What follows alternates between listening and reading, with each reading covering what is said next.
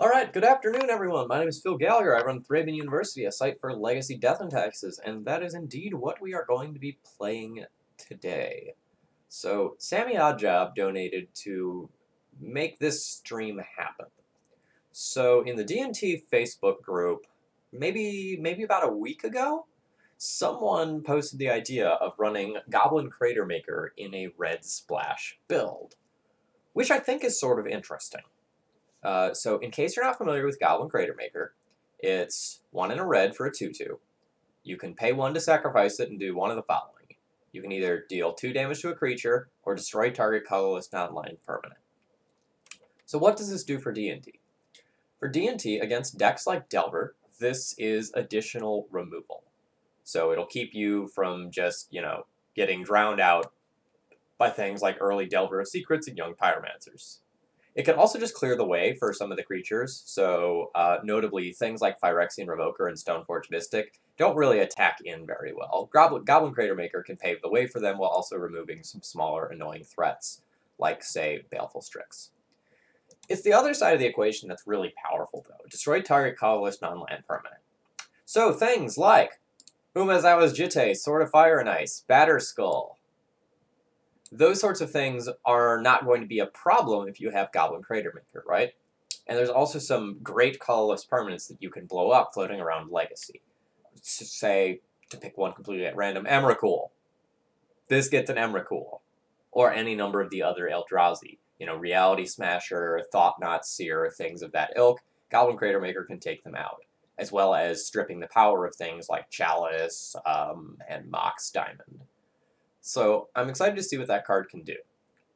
I think 3 is probably too many, but when you try out a card, it's better to try out more copies so that you can see it in play somewhat frequently and get a feel for how good the card actually is. Welcome, everyone. Then there's one other card I'm trying out in this list. It's Tajic, Legion's End. So it's a 3/2 legendary human soldier with haste. It prevents all non-creature damage that would be dealt to other creatures you control. So things like Kozilek's Return, Pyroclasm, Lightning Bolt, Shock, Fork Bolt, those sorts of things. It's no good. And it has Mentor. So Mentor says when you attack with this creature, you can pick one of your creatures that has less, I think, power or toughness than it, and you get to put a +1/+1 counter on it. Should probably confirm whether that's just power or power and toughness real quick. I haven't played with this ability very much. The only time I've played with it is Legion War Boss, and the tokens are always 1/1. Okay, it is less power. Just power. And it also can get First Strike for a red and a white, which I don't think is going to be relevant too often, but it's a small annoyance that might add up. As far as the main deck goes, hey Bentley. Oh yeah, this is snow day number 3 for me. I have not worked since Thursday because I took Friday off for SCGCon. So I've been around the house a lot. Alright, so in order to make this mana base work for this deck, I've done 2 things. Well, I've done a few things. Number 1, I'm playing 24 lands, which is something I've been doing quite a bit. Number 2, I cut a Rishadan Port for another mana source. And number 3, the red-white builds usually run like 3 Cavern of Souls because it's just very, very good in this shell. But since this is not a human, it's a Goblin Warrior, and there are no other Goblins or Warriors in this deck, Cavern's not really fantastic. I still think I want 1 for the utility in a red build, just because against the counter magic decks, the end game of like P and K plus Cavern of Souls plus like Karakas and Vile is just like stupid. But I don't really think I can afford more than 1. So, the way the math works out, I believe I will have about an 89 or 90% chance of going and casting a Goblin Cratermaker on turn 2 with the mana base that I built, counting Cavern of Souls as a land that will tap for red. So 1, 2, 3, 4, 5, 6, 7, 8, 9, 10, 11 red sources. That should put me over 89%, maybe like 90 or 91% to just cast one of these on turn 2. so I will be able to hit it on curve somewhat consistently. Yeah, I'm going a little bit stir crazy. That's why I'm streaming during the day instead of at night. I'm doing this so that like at night I can hang out with my roommate and like watch anime and play Smash Bros or Mario Kart or whatever with him. Because like I love snow days. I just love these days where I get to like relax and stay around the house and play video games. But you know, when I'm on my day 6 of not working in a row, that's a lot of free time. Yeah, and that's the other thing, D&T 24. It's really nice for me to like have these days every once in a while so that like my European fans and other people who normally can't catch me live can actually get to catch me live and interact with chat. I know by doing this I'm decreasing like the numbers that I'm going to get on this stream, but I'm okay with that.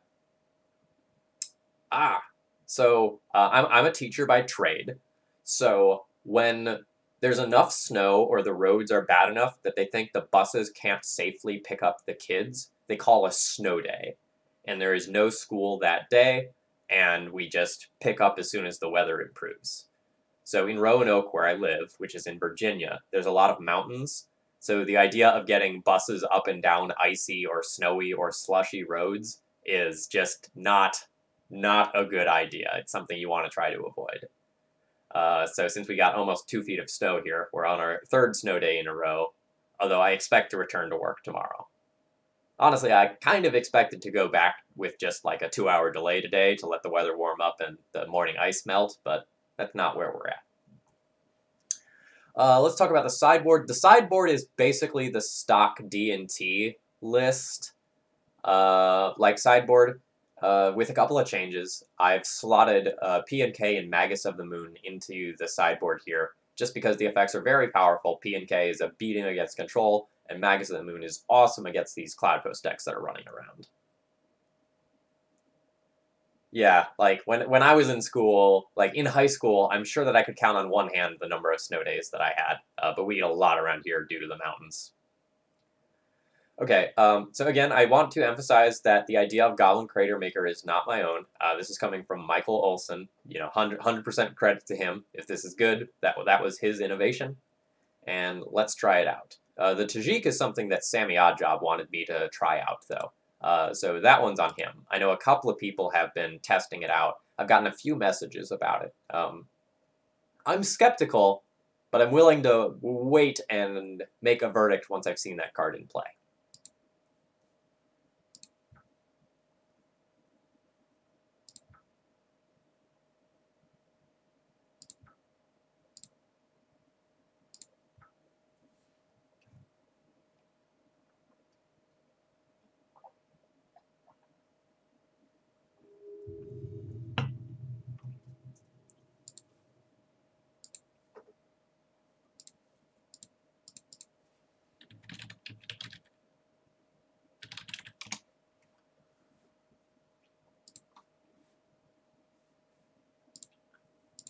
So,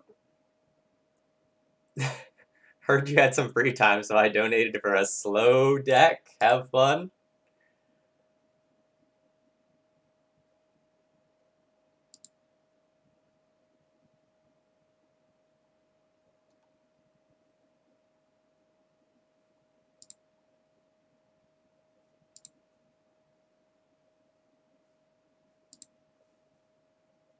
If you just want to throw it in chat here, I can just take it from chat. That'll be fine.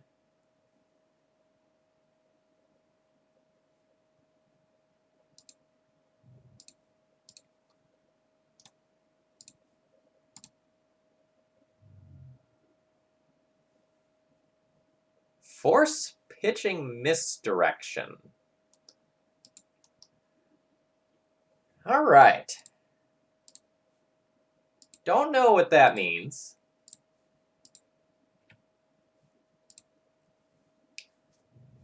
My current guess is show and tell, and that's force of will number 5. If it's show and tell,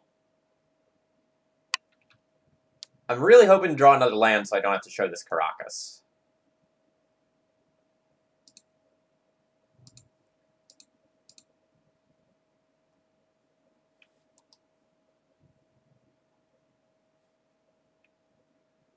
So this is super awkward because, like, if this is show and tell, then these Goblin Cratermakers are awesome versus Emrakul. But now my opponent probably won't just, like, put in an Emrakul if they show and tell, because I have this Caracas.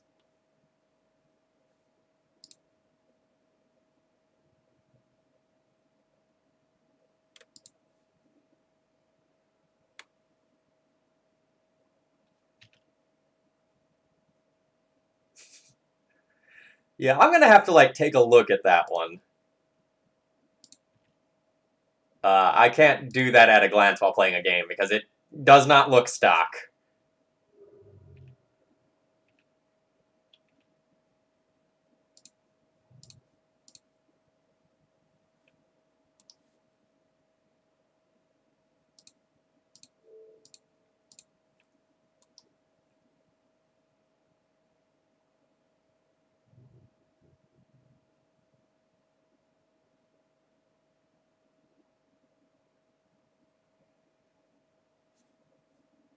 Alright.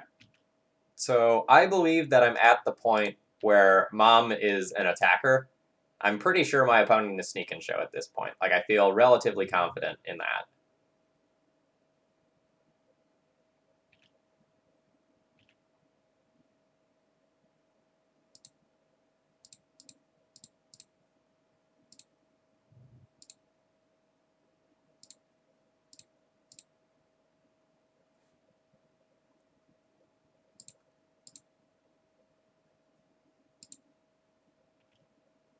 And note, like, I could continue the, like, port beatdown plan while holding up Caracas, but I feel relatively safe in tapping out for one turn in order to put this Palace Jailer in play. It'll just give me so much better options for the rest of the game.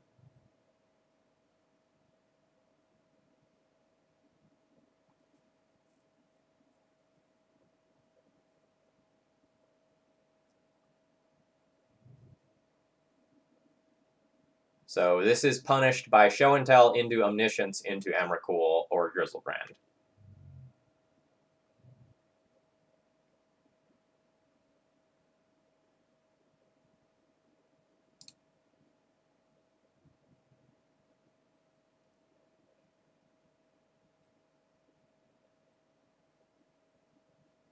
One, two, three, four.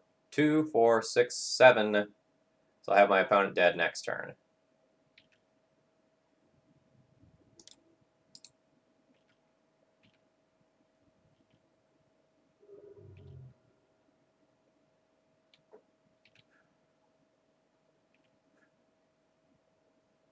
So I want to leave up 1 mana for Cratermaker, 1 mana for Caracas, which means that I can play out this Mom safely.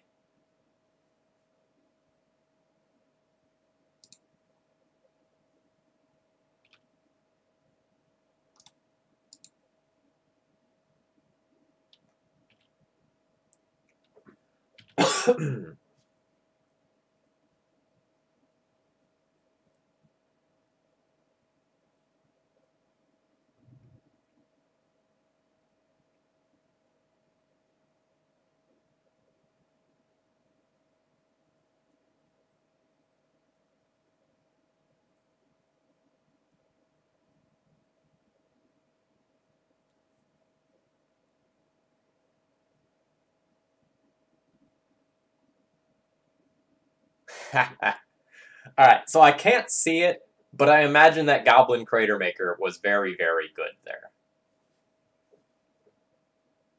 Yeah, I think every time I played against Wing Zero, they've been playing Sneak Attack, or some variation thereof. Alright, so looking at the pile, I think I like Chalice, Palace Jailer, Prelate, Council's Judgment, Recruiter, Relic Warder, Containment Priest. This is probably the pile of cards that I'll bring in.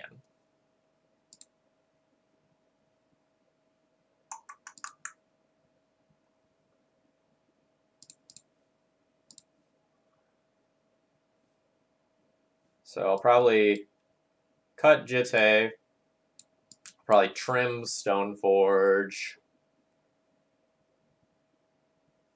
probably get rid of my Mom since I'm bringing in Chalice.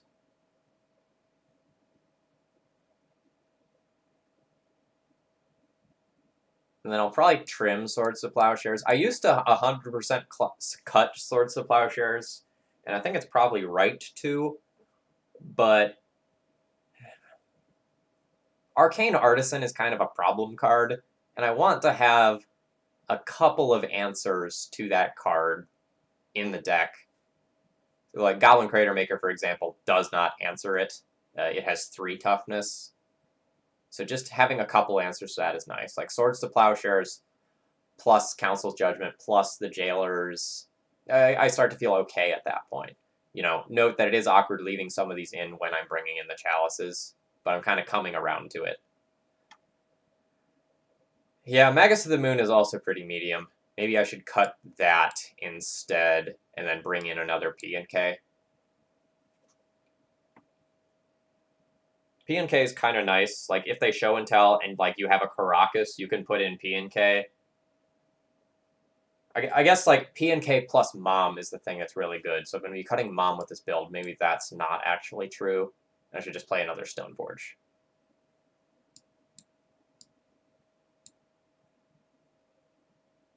Yeah, I think Path and Swords to Plowshares are close.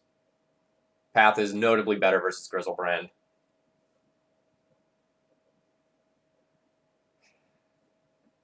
Maybe I'll leave 3 of these in. Like, Stoneforge Mystic is very underwhelming in this matchup, so I probably don't need to board another.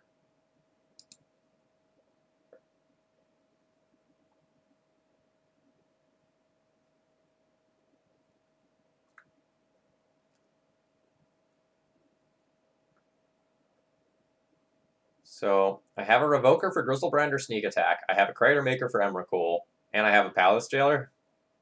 I'm on board with this. And my opponent has gone to 5.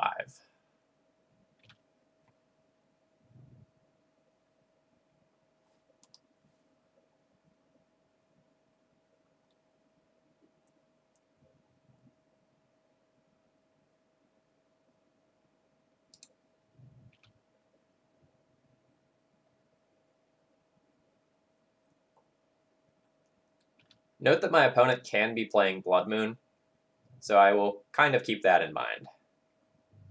Alright, now we get to play the game, chat. Which card do I put in? Palace Jailer is good against Grizzlebrand or Emrakul. Phyrexian Revoker is good against Grizzlebrand or Sneak Attack. P&K, probably not the choice here. Goblin Cratermaker, good against Emrakul. I think I'm putting in Palace Jailer.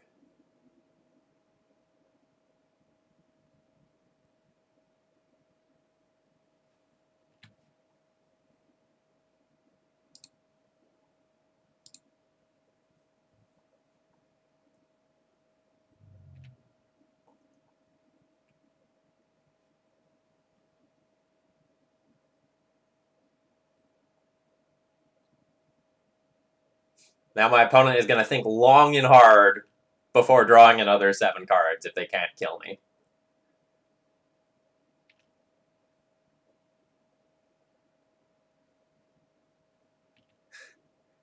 He's been bad. He's going to jail.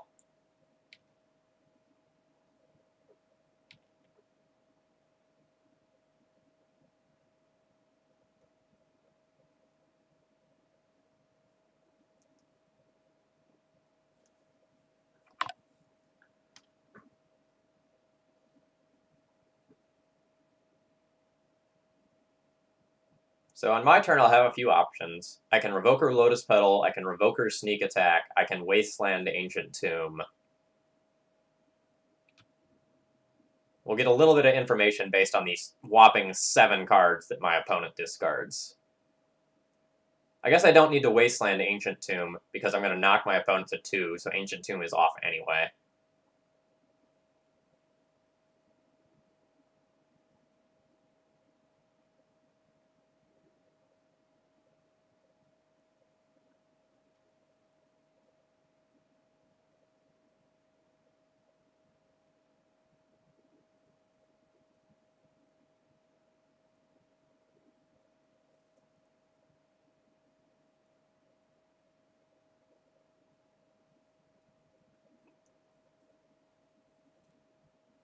So my opponent is discarding an Abrade.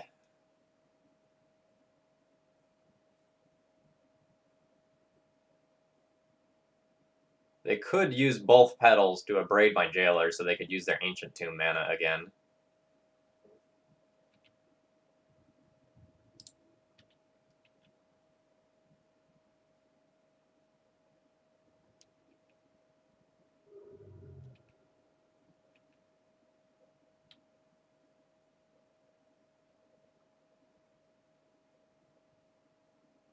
So I'm going to cast a Phyrexian Revoker, and I just expect it to get countered.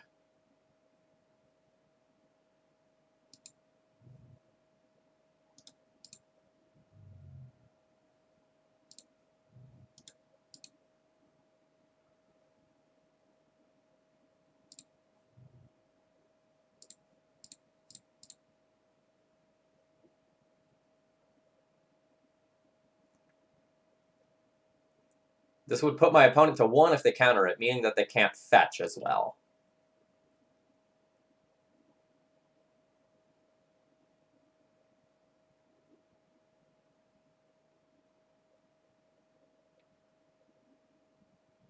Interesting. That might mean something like an Echoing Truth is in my future, so it might not matter what I name with this Revoker.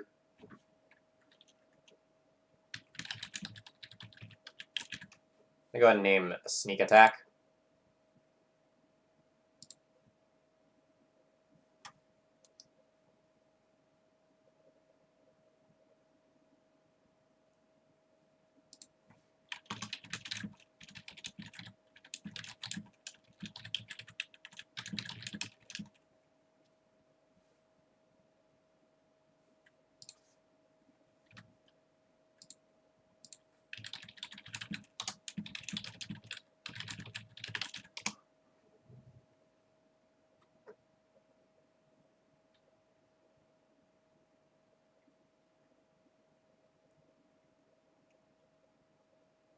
So this has to be another Show and Tell.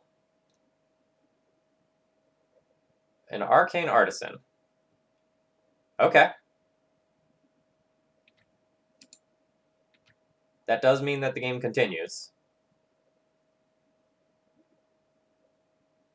But I can try to end it right here.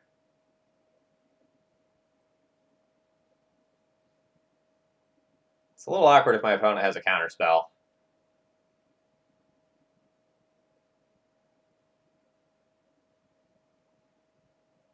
I can try to end the game now with Council's Judgment, or I can just Wasteland City of Traders and then replay Revoker on Arcane Artisan.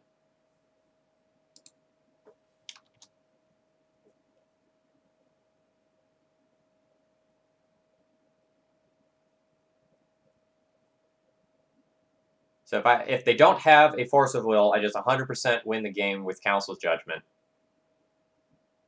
If they do have a counterspell and I Wasteland plus Revoker, I'm just in a much better position for the following turn. I think Revoker is the safer play.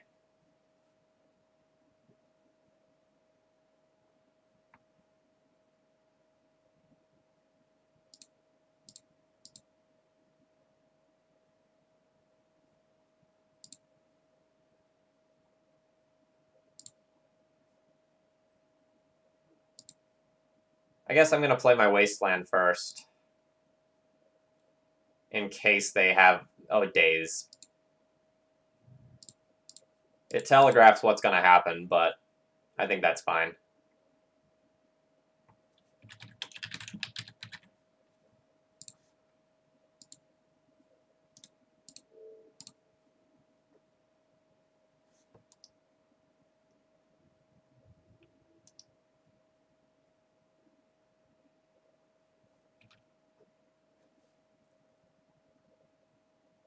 I just think this...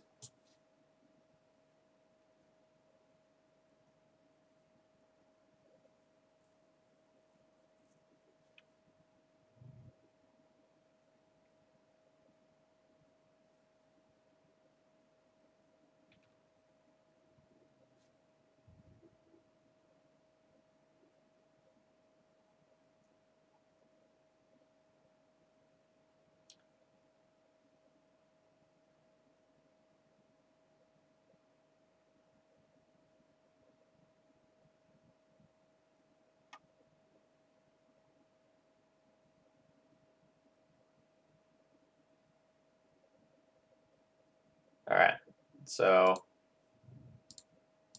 this is a relatively good position for me.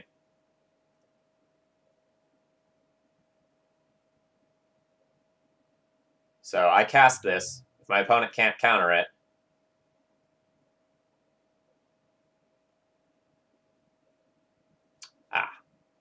yep, there we go.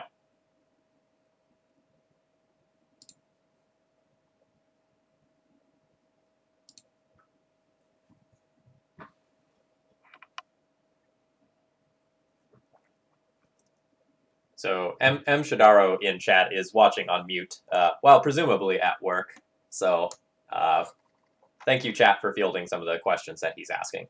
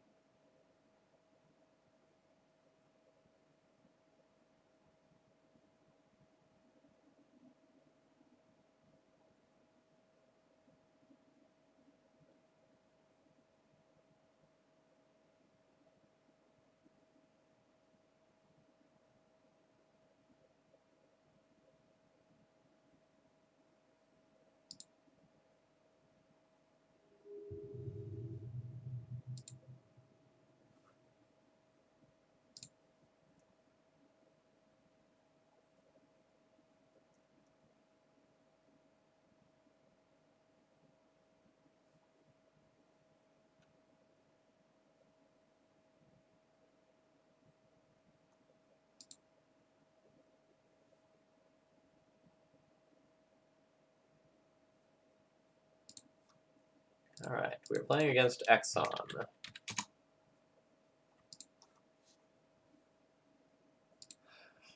This is a reasonable opening hand. Like, I have Aether Vial, I have Mom to dump in to protect my stuff, and I have a Recruiter later on to, like, find me some gas and actually make use of my Aether Vials.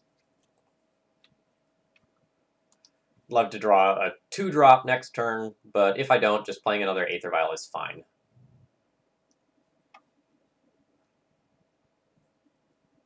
Pretty happy to take down the last round versus Show and Tell. That's kind of a tricky matchup these days.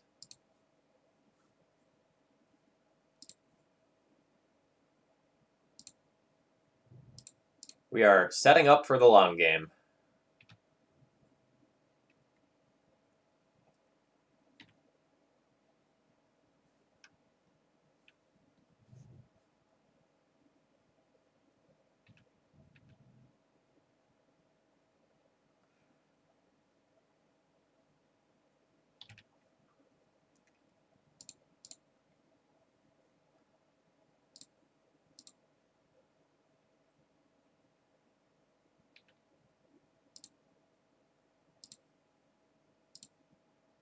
Hey, Ken, welcome.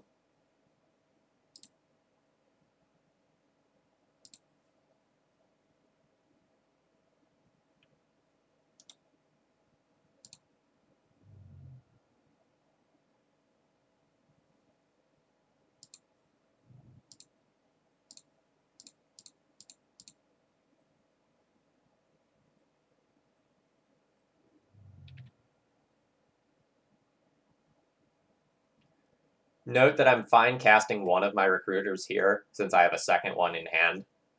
The upside of this resolving is just absolutely huge. Alright, so we're probably playing against some sort of brew.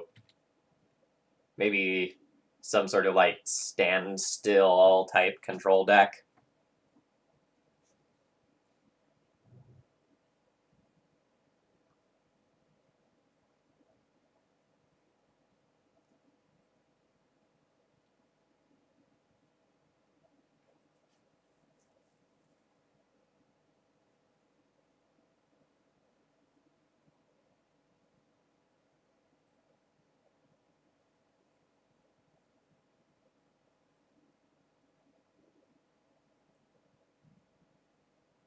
What the heck? Evershriek gets +2/+2 for each aura attached to it. White-black hybrid twice in X. Return Evershriek from your graveyard to the battlefield. You may put an aura card with converted mana cost X or less from your hand onto the battlefield attached to it. If you don't, exile Evershriek. Okay. Well, I'm going to protect against that.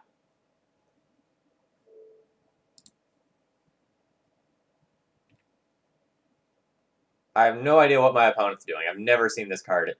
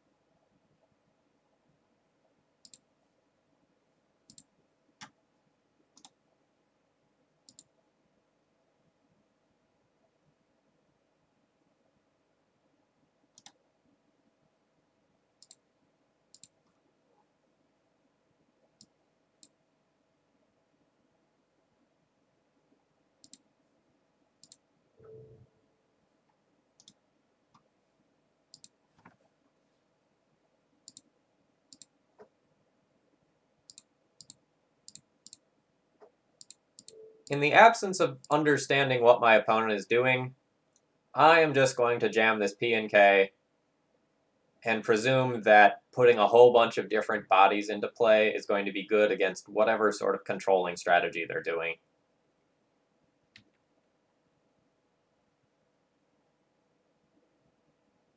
What the hell is that? Look at the top X cards of your library, put one of them into your hand, and the rest on the bottom of your library in any order. Flashback for one in the blue, exile X blue cards from your graveyard. Well, my opponent's deck seems terrible.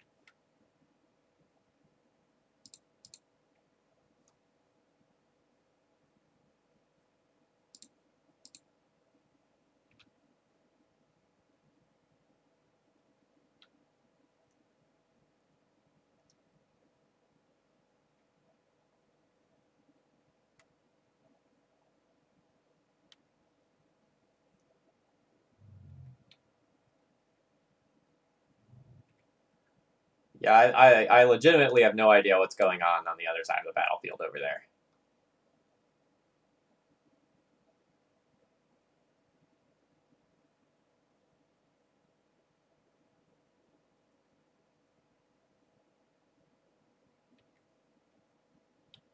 Nice, awful cantrip.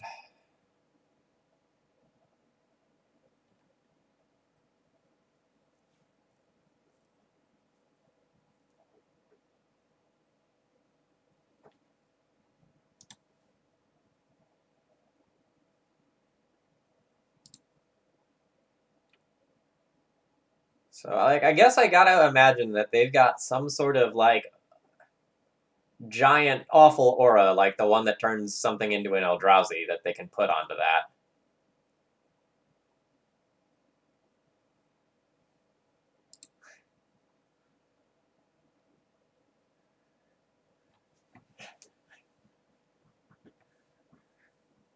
Yeah, weird deck seems accurate, yes. So, I guess I'll, like, surgical rest in priest, containment priest.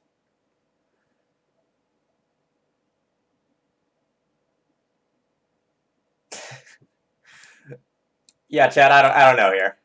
I don't know.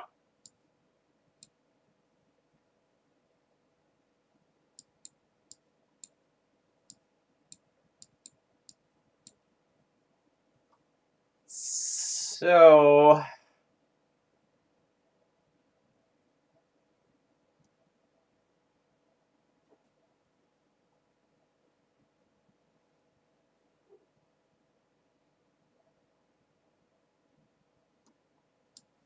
I think this is bad. This is probably bad.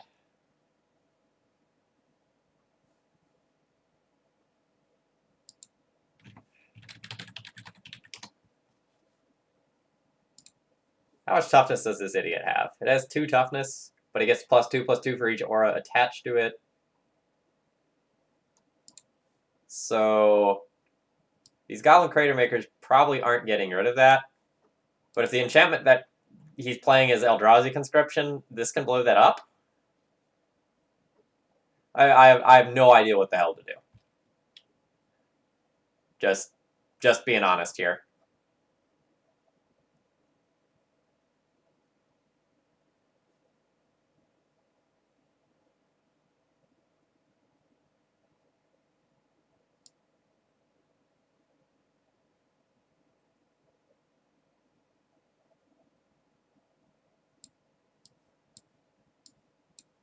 Maybe I'll, like, cut the Stoneforge Mystic package,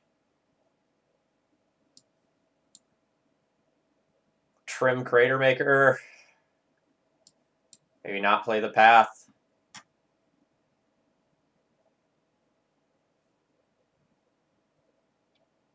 Well, I have no idea what my opponent is doing.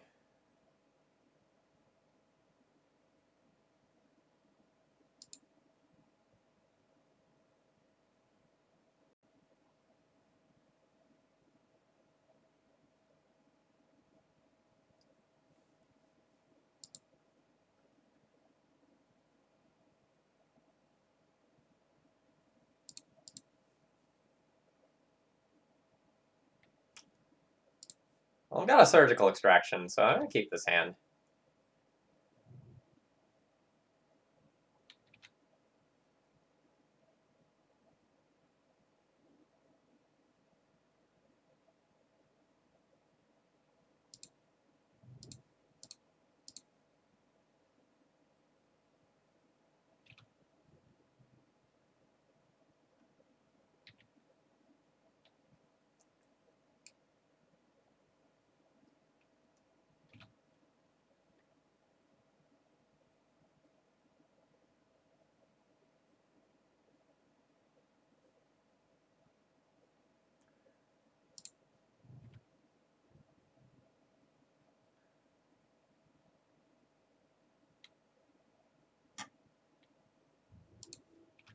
It's pretty rare for me to be stumped about what my opponent is doing.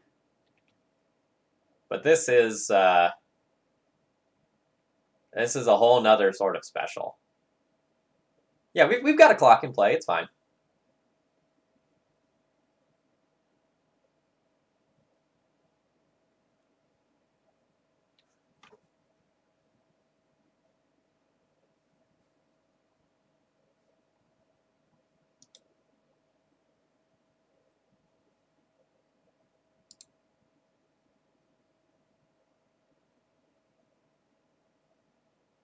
So I don't think I even need to surgical that yet.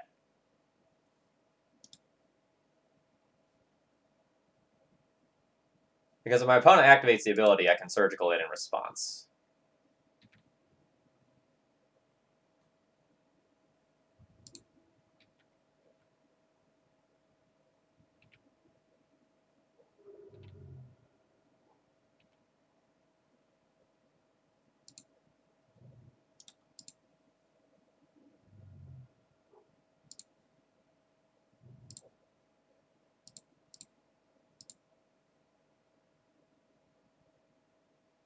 I don't really care about seeing their hand yet.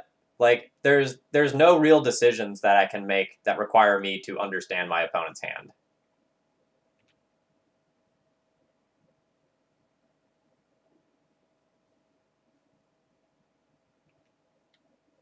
How is Flash of Insight good? I do not understand.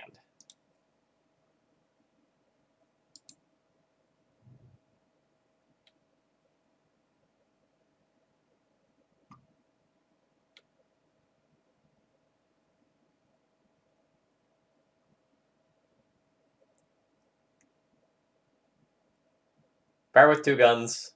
I don't want to die of embarrassment after losing to this deck, you know?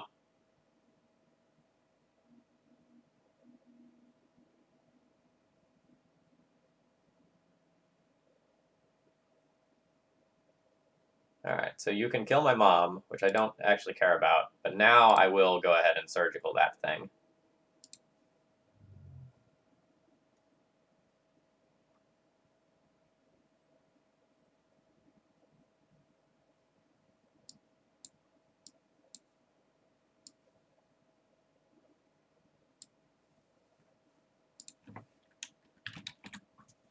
Yeah, my opponent's deck just looks bad.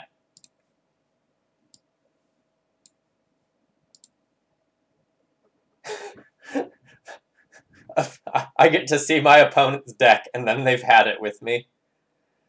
Yeah, like, how are they supposed to win?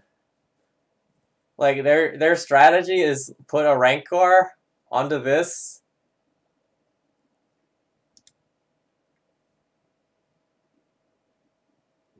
Are they really all in on... Wow. I guess they think that if they can make, like, a turn 3, 6, 4 flying trampler, that's good enough.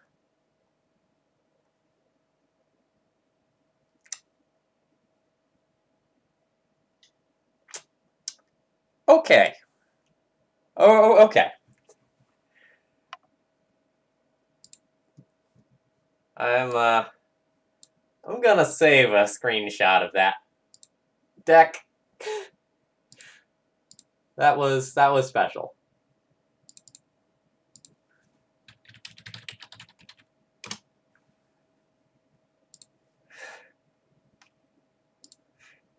And just like that, we're 2-0, 4-0 in matches.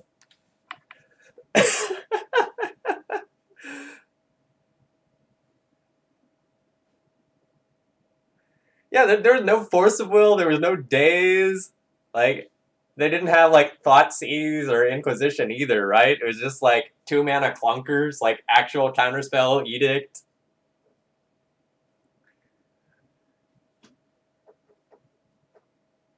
Yeah. I don't know the opponent, but I wonder if it was, like, some sort of budget challenge or, like, some sort of donation stream or something. Well, dual lands are basically like pennies on Magic Online, right? Like, I think the plateaus that I borrowed for this stream from Card Hoarder were like 50 cents or something like that.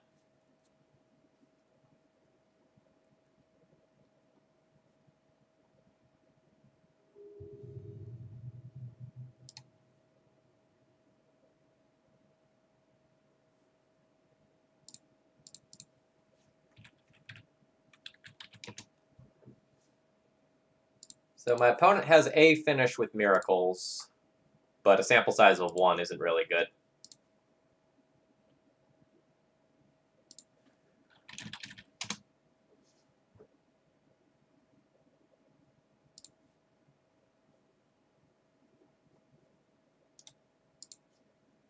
I'm going to put that Thalia on top, and I'll lead on my fetch land. I'll have the possibility to scry Thalia away if it doesn't, or fetch Thalia away if it doesn't look like it's going to be good.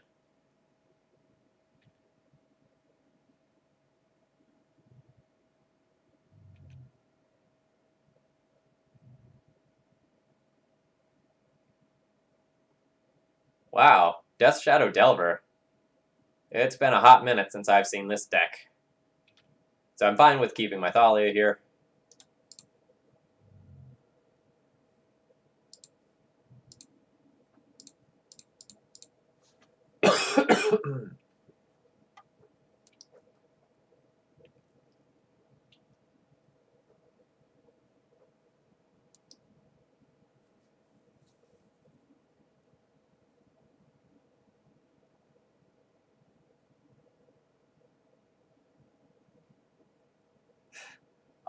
Yeah, this weekend has been insane. The last day I worked was Thursday, so I'm feeling pretty relaxed. That's for sure.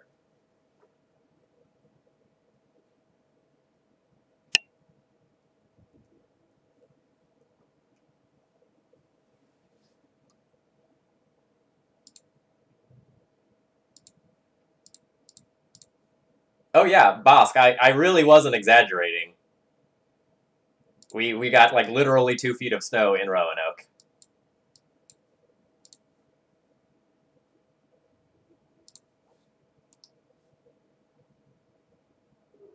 Yeah, so I'm from the Midwest. Something that people from outside, when they're like going and laughing at this area, that like you just don't understand that we have mountains. Trying to plow snow on mountains sucks. So like we are shut down still for good reason. Like, can you imagine trying to go and get a like a bus up and down slushy mountains? It doesn't work.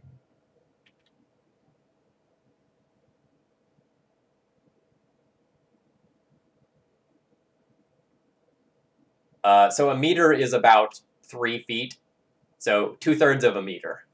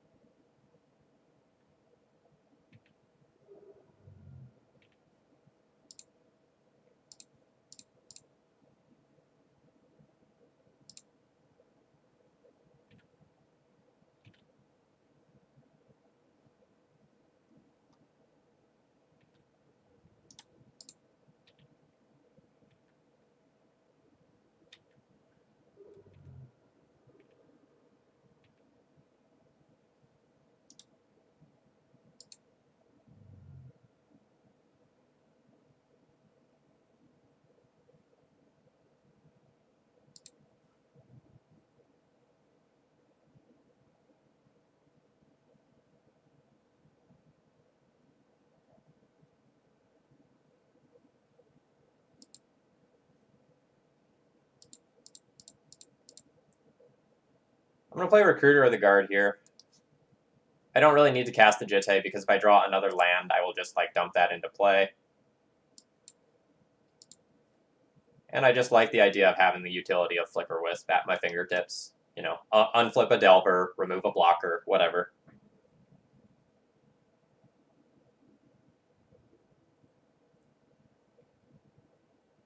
My opponent just left themselves dead on board, I believe. So that was a really bad attack.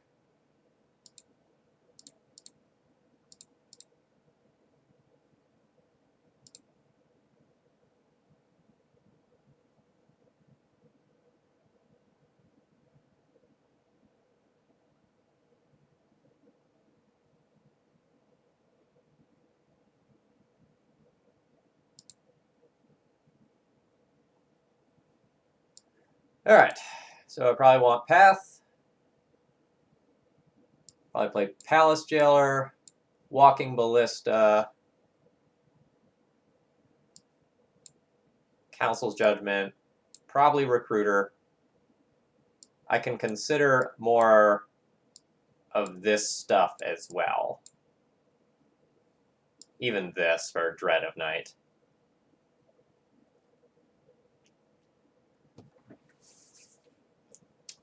So I'm going to be on the draw for this first game. A lot of times on the draw against Death Shadow, I remove my Thalias just because like it can make me trip over my own removal. And then I like trim some Flicker Wisps to remove the number of X1s in my deck.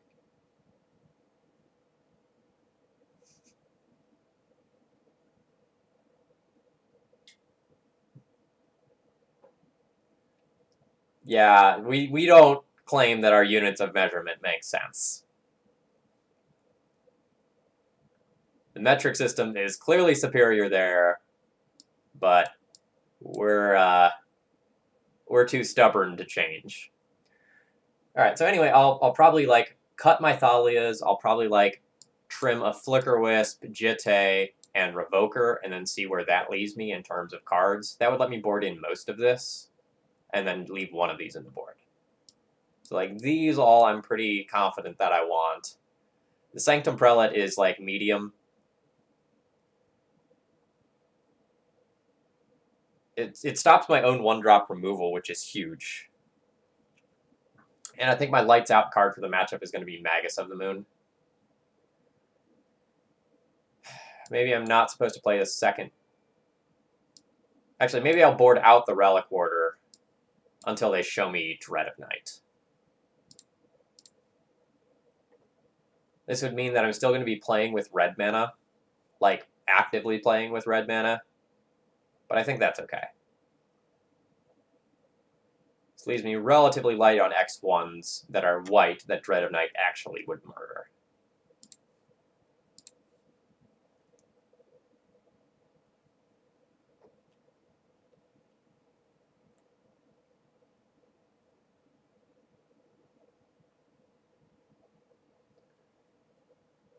Yep, I'm going to keep this. We'll be a little soft to Wasteland, since I'm on like all non-basics here. But that's all right.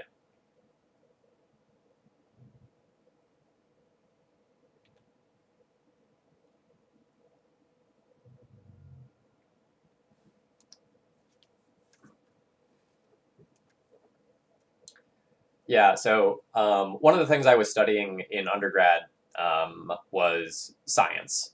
And so I spent a lot of time working with the metric system. It's really great there when you want to be very specific. The American system is like fine if you want to like very quickly get a feel for approximately what something is. But just like converting between units is a nightmare if you're not used to doing it.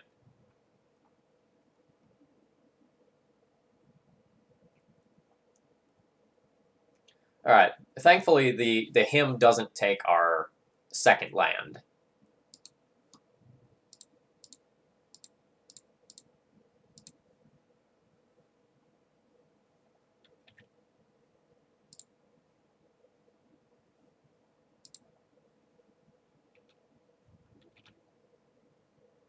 Yeah, I would love to see the American system go the way of the dodo, but like I just don't think that is ever going to happen.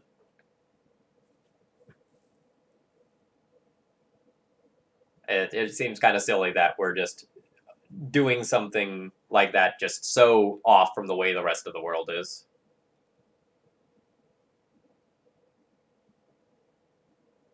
Rough.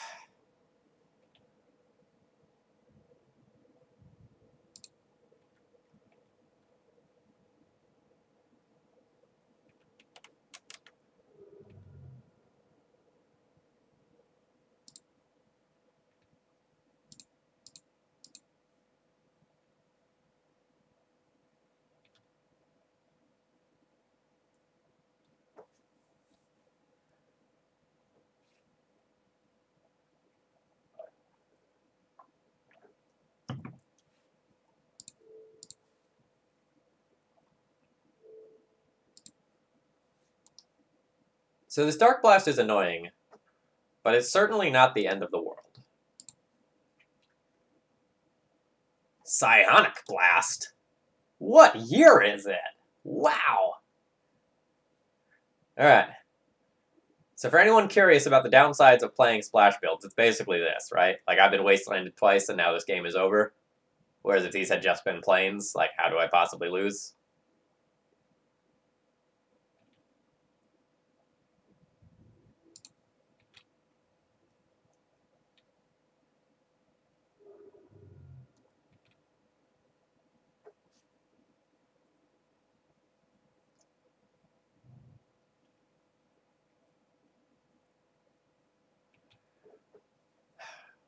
Well, this is bad. Now Liliana plus Dark Blast will kill any X1 creature.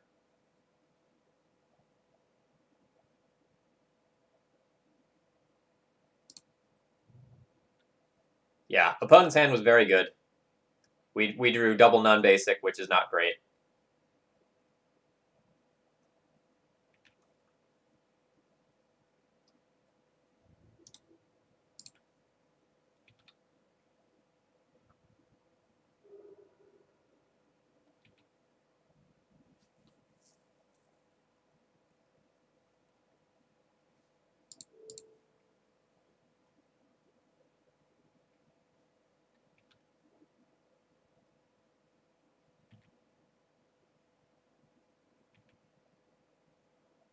Nope, we're not out of this yet, right? So, like, assuming I can draw a land, I put this Batterskull into play, and then that is a problem card for my opponent.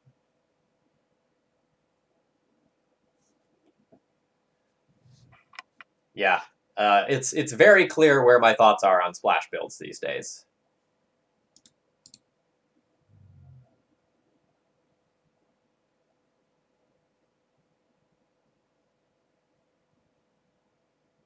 I'm actually going to leave my 2 plateaus in deck, because I'm going to want to fetch those later.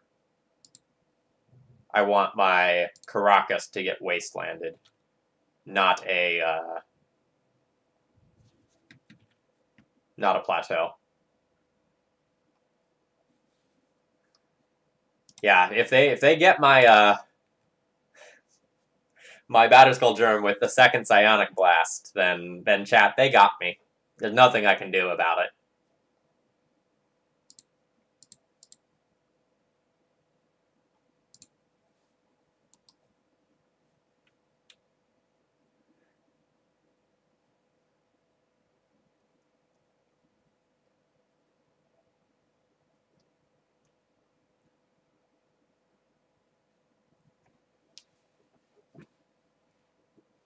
So the scariest world is where they just like play like a Gurmag Angler or something that can just like block my Batterskull and prevent me from not getting damage in on the Liliana.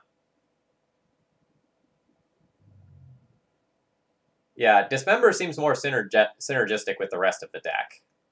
Swords to Plowshares. Swords to Plowshares, please. Dealer 1 time.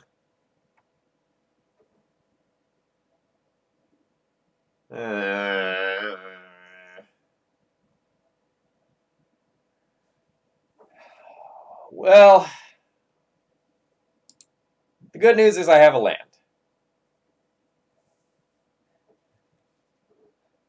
Bad news is the board is gummed up.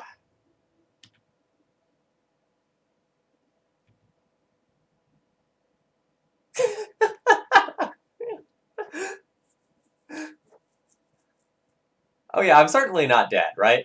Like, if I hit a land, I can just cast Flicker Wisp, remove the Death Shadow, crash in, potentially, like, kill my opponent, or really... See, this is a scary attack, because it probably means that my opponent drew another creature for turn.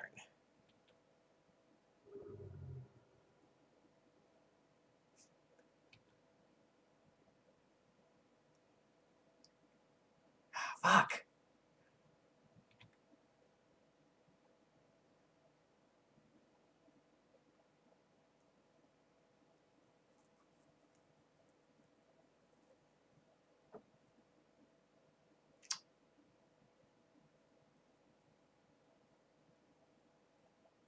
Swords to Plowshares would be so hot.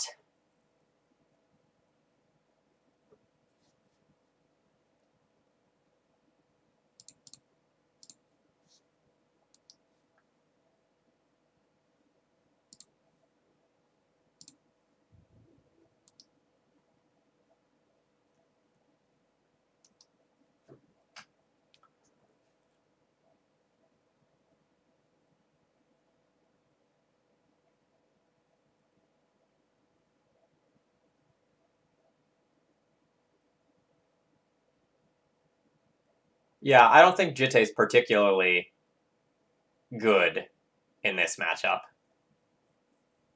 Like, it's fine. But since most of the threats are bigger, it doesn't actually do a great job of taking everything out.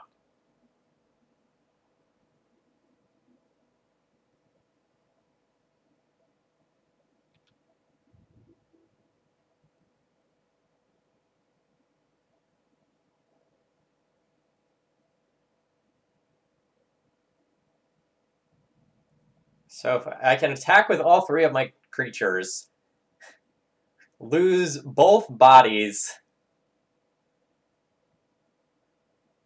and prevent the Liliana from ultimating, but then I don't think I can just win. So I think I have to pass. Hope my opponent just, like, pluses the Liliana one more time. And doesn't make zombies.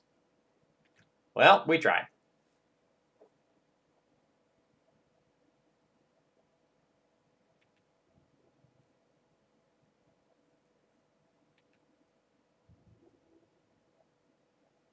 Oh yeah, that's right, there was a Liliana minus. I'd stopped caring about that.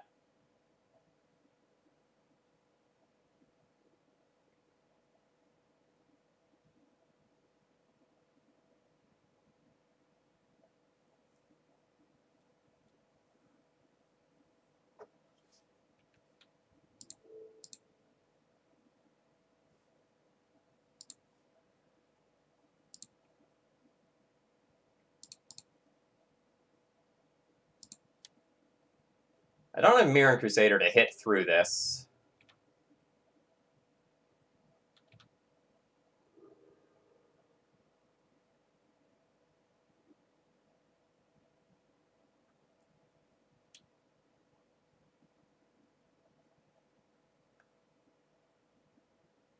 Alright, so the way to win is to, like, play towards my opponent messing up, right?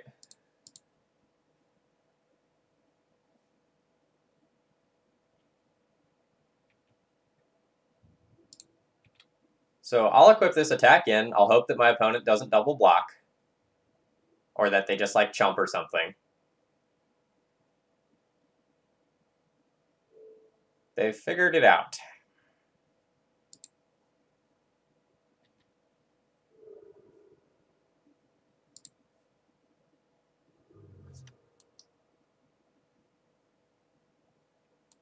Now what? What timeline do I win in? So if I draw Flicker Wisp, I can Flicker Wisp, reset the Batterskull, use that as a chump blocker, and then have flying damage in the air. And I can kill my opponent if they somehow do one more damage to themselves.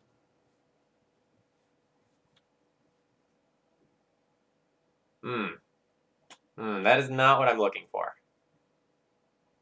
So now I can block a Death Shadow and then take lethal on the ground.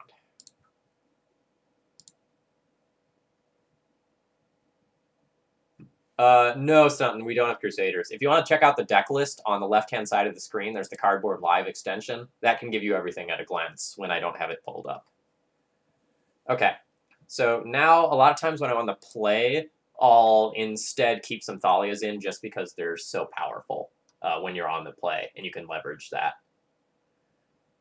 So I'll probably board out my Flicker Wisps here to bring some Thalias back in.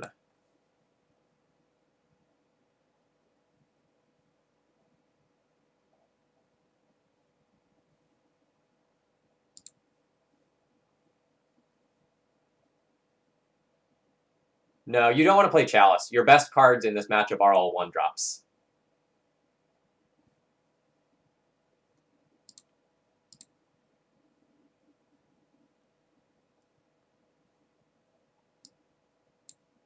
Getting the P and K mana might be ambitious. I'm just going to do, like, a quick check to make sure I have enough, like, things that will live through Dark Blast. Is this a 2/2? So this is the pile of things that would live through Dark Blast. Yeah, I'm looking pretty good.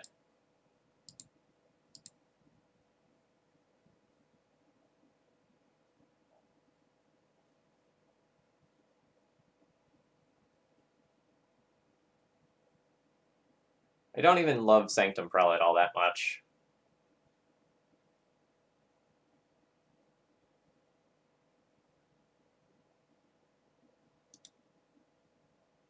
Tajic, I suppose, is also pretty medium, but I guess the haste damage is something that might not be anticipated. And so, like, I'll have Tajic and Walking Ballista as things that I can tutor up to deal more direct damage. This is probably fine.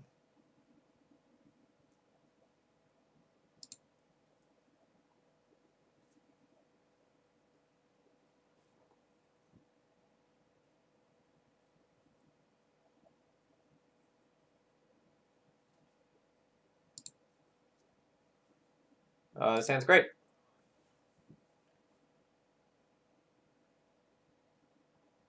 JVD poll. Look at my deck list. Look at the 1-drops that I'm playing. They're all the best cards for this matchup.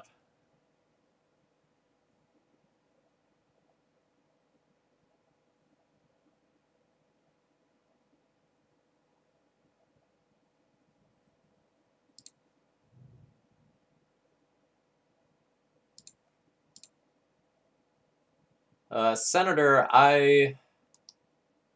I'm likely to try Brightling again pretty soon. I think the meta is shifting back to the point where it might be good again. Remorseful Cleric is something that I've played off and on recently.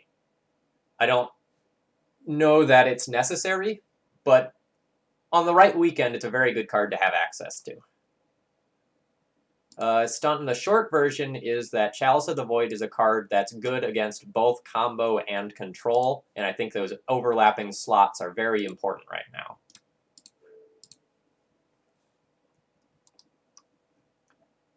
So, like, you get huge upsides versus decks like Ant, and it's just like a card that you can bring in versus, like, Miracles and Grixis Control, and also bring in against decks like Show and Tell. So that's kind of my rationale for doing it.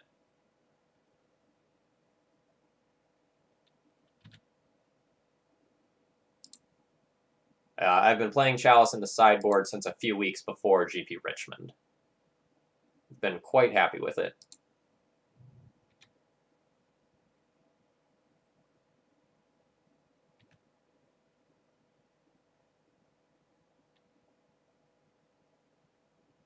Yeah, it will do some work to improve some matchups that are randomly extremely bad. Basic Plains Enabler. You're so good.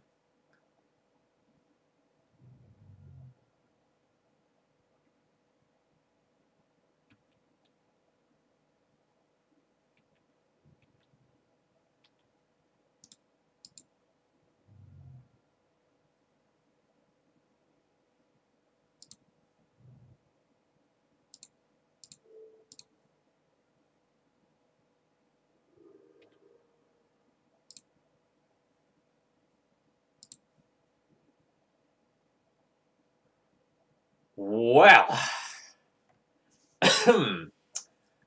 life is grand.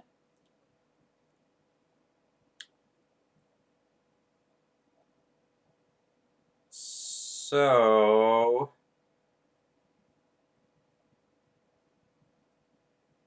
I can recruit her to the guard for Magus of the Moon off of Vials and just end this game. So I think I actually want to cast the Sanctum Prelate.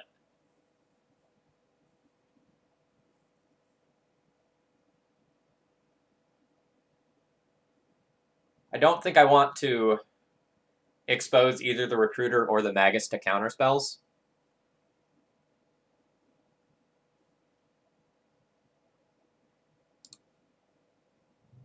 So I'm going to cast this, and I'll play out the Caracas as the land of choice there. I don't really care if this gets wastelanded. Oh, it just resolves.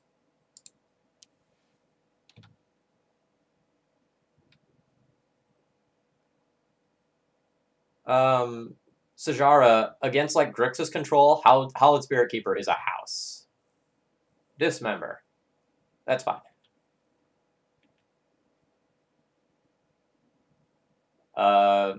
Against Shadow, Hallowed Spirit Keeper can buy a lot of time. Like, a disgusting amount of time.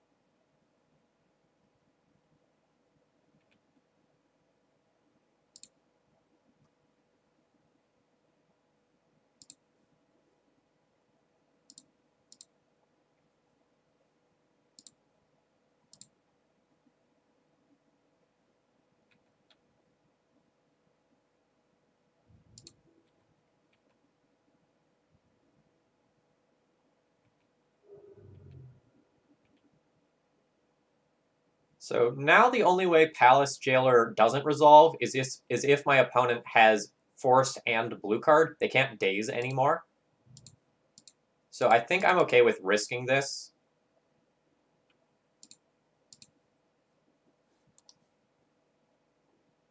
So now my opponent's Ratchet Bomb needs to go up to 3 in order to get rid of Magus of the Moon. And I'm going to draw a whole bunch of cards in the meantime, and they're not going to cast anything unless they have another Dismember, which is somewhat unlikely.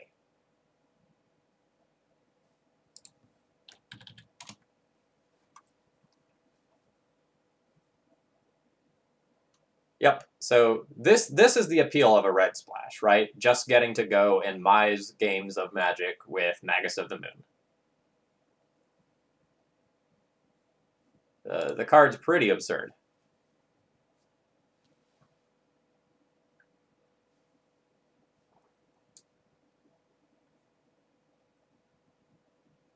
Oh, enjoy. The new Smash is something special. I've been playing it a lot, obviously, given the number of snow days that I've had. Alright, I'm going to take 30 seconds and refill my water. I will be right back.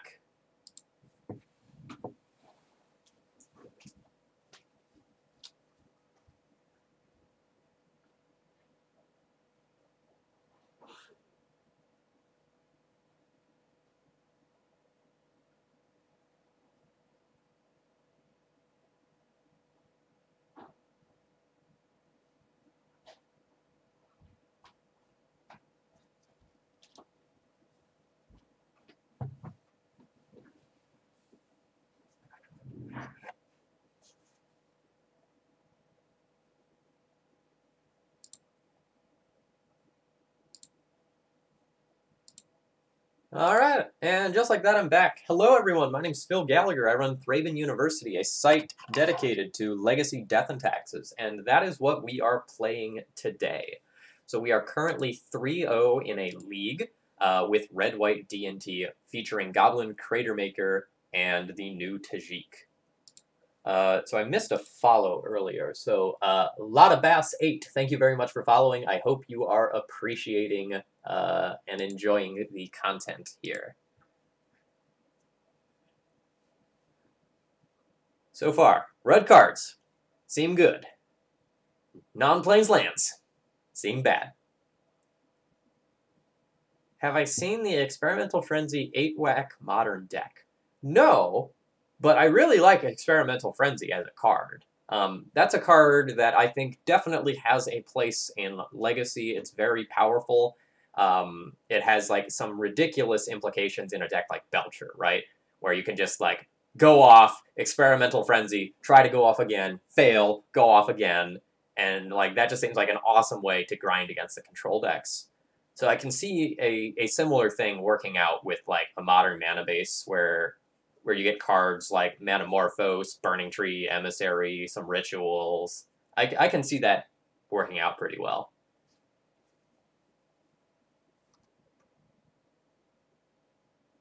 Runaway Steamkin. I have seen that card in play in Legacy a couple of times.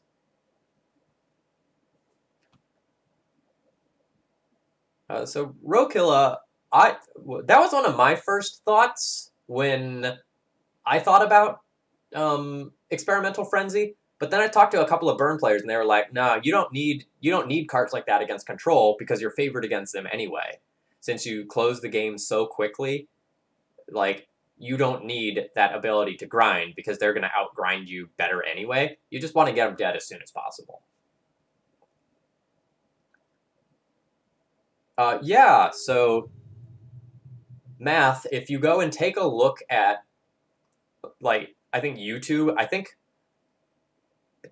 it was Cyrus. I think it was Cyrus CG who was going and messing around with, like, Mono Red Storm or, like, Blue Red Storm featuring Experimental Frenzy. I think that was him.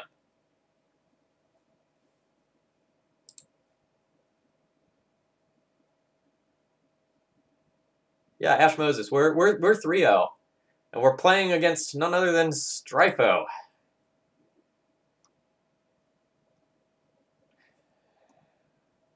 This is a very mediocre hand versus his deck.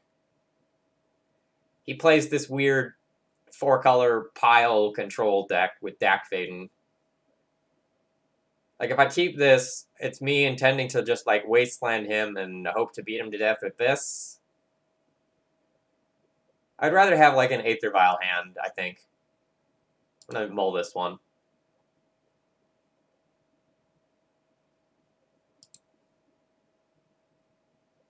I'll top that land.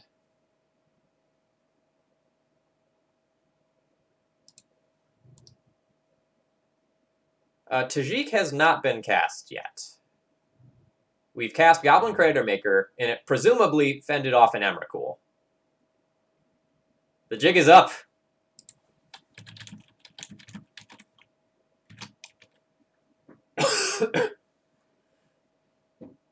So Magus was good, it won us a game. I presume Cratermaker was fine. It probably won us a game.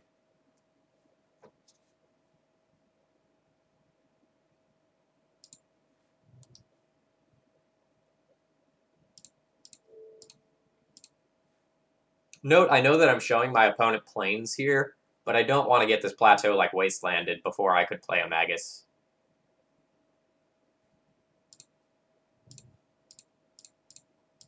We go now. I assume my opponent will just, like, float mana and Fatal Push or something, but I've got to try.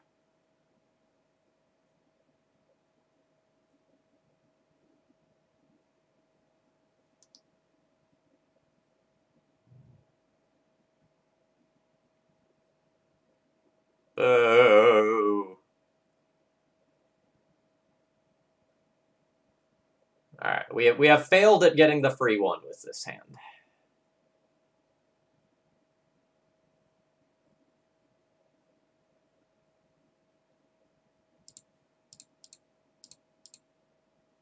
I would not blame someone for just playing Vial out and porting, but I don't feel like I have the endgame inevitability in this matchup. I feel like my opponent certainly does. So I just want to try to, like, get some degree of aggression going.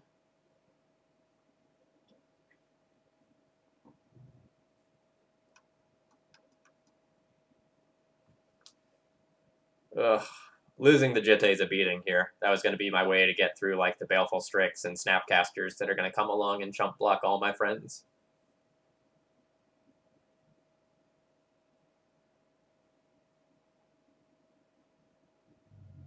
They're the same person. Strifo is clashed.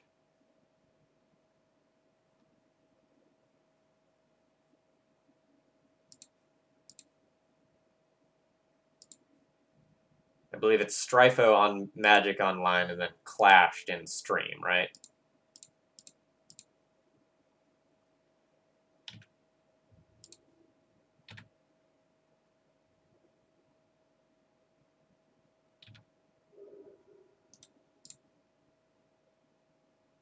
Oh, is it?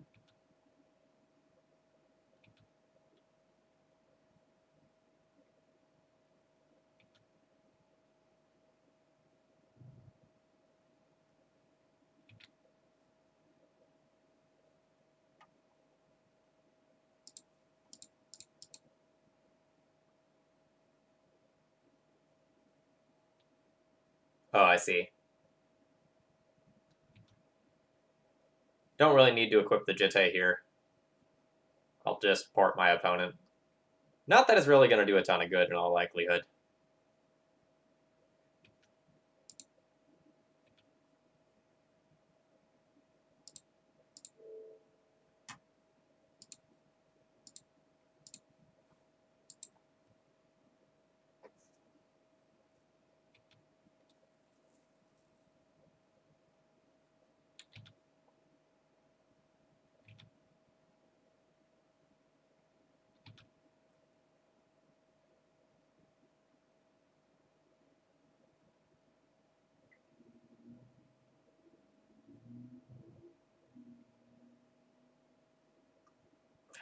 God damn it.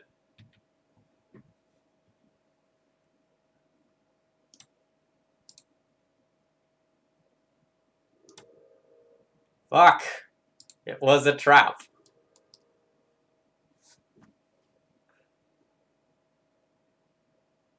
Not willing to, I guess, fetch in order to return the Punishing Fire now, though.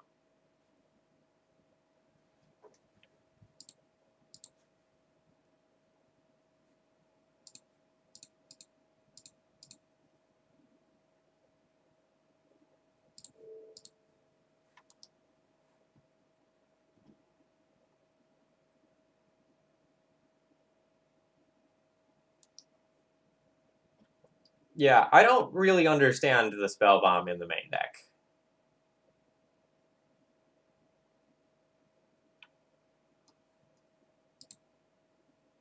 It's a really weird singleton to me.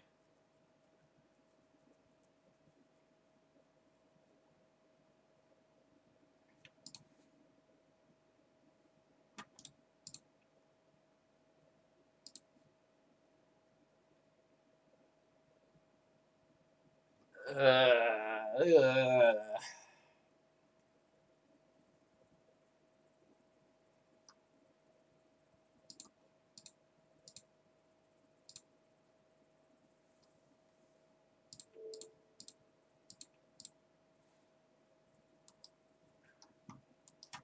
So if there was an advantage bar, my opponent would be eating it right now.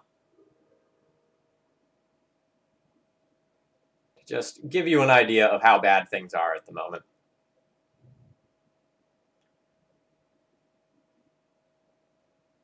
So I think I'm going to need, like, Magus of the Moon while both of the Punishing Fires are in my opponent's graveyard. Alright, alright.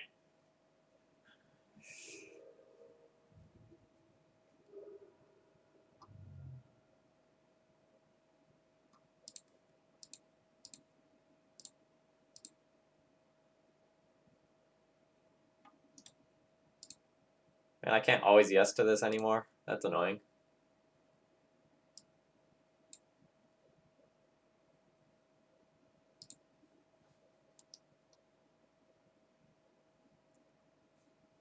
Strong.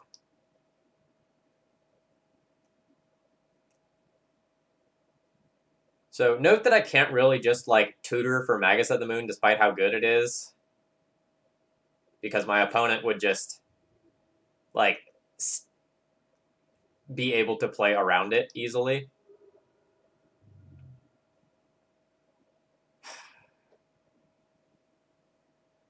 I really didn't want him to have another creature there. If he didn't have another creature, I could just play the Palace Jailer. Now I have to get rid of a Baleful Strix before I can do that. And my opponent's going to take the Jitte, go up to 2 counters on it.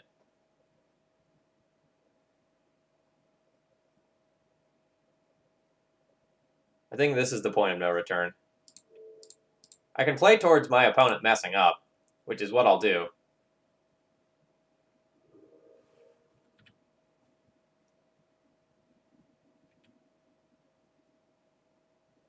Yeah, I probably would have conceded already on paper.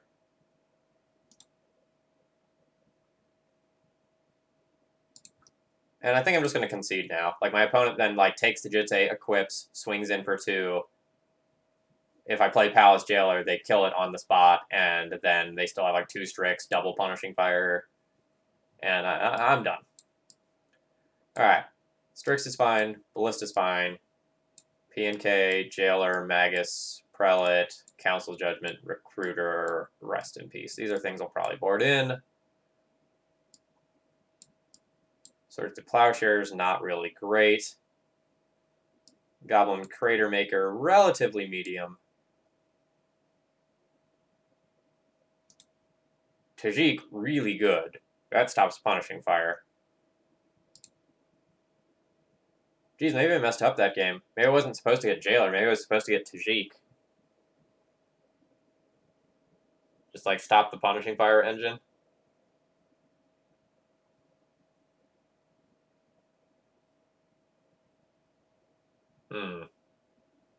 Is this other creatures? Other creatures. Alright, it doesn't actually stop the Punishing Fire engine. That's a shame.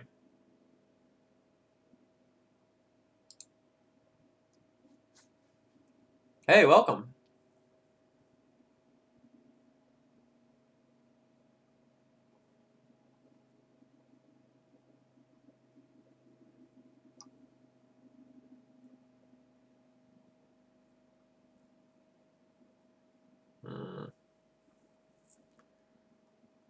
I'm gonna need to pull some stuff here still. I guess I can pull a Flicker Wisp. Jitte's probably not all that good. It might even just be like a liability to have in the deck.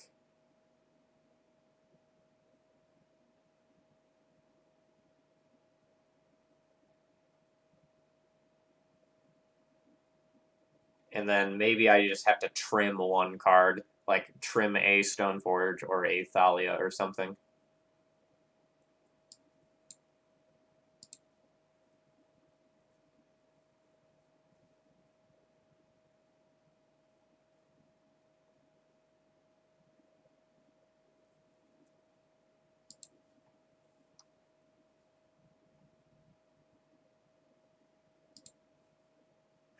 This hand's pretty medium.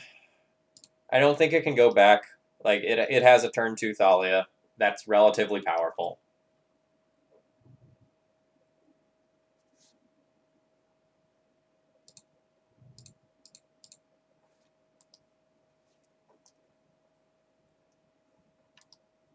I'm going to be hoping to go on the mana denial plan this hand.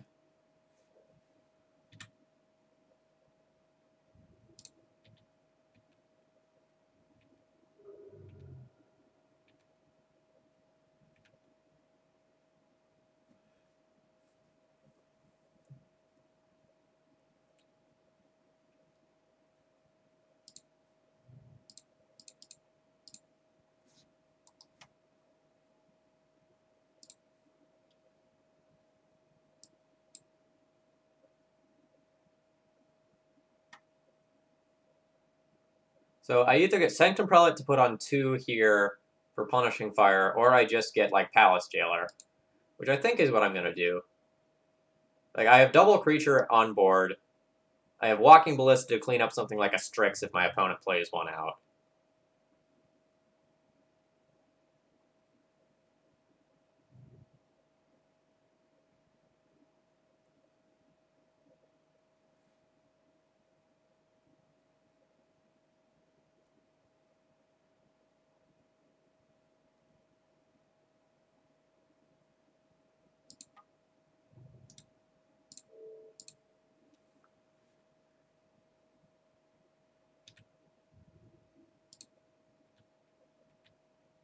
I've played a lot of something similar. I played a lot of Stack, which is, you know, more or less the same thing. Slight rule difference, but...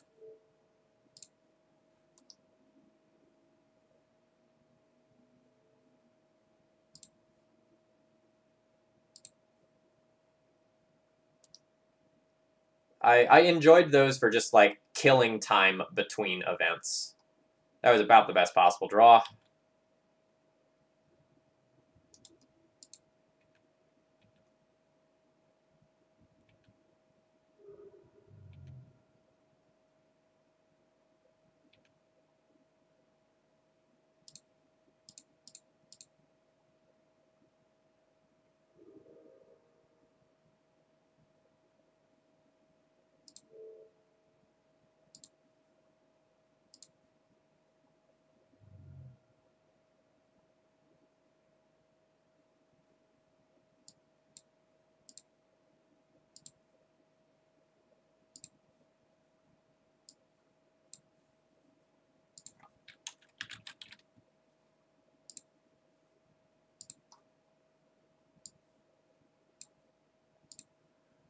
Alright, their deck's super hateful. Their hand is relatively good, but slow.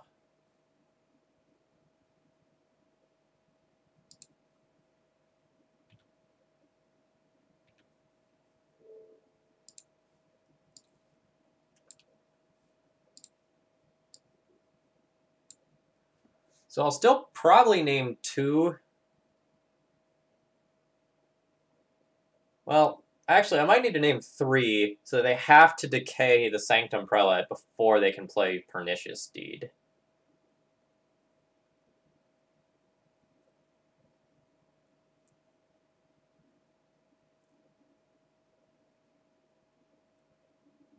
If I name 3, Then they use their turn to decay. I bash in for 4 more damage. Then they can play Deed. I bash in for 4 more damage, and I'm also the pretty princess.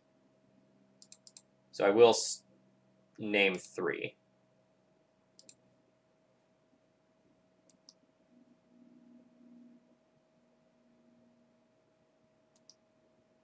Yeah, it's been kind of a weird day, right?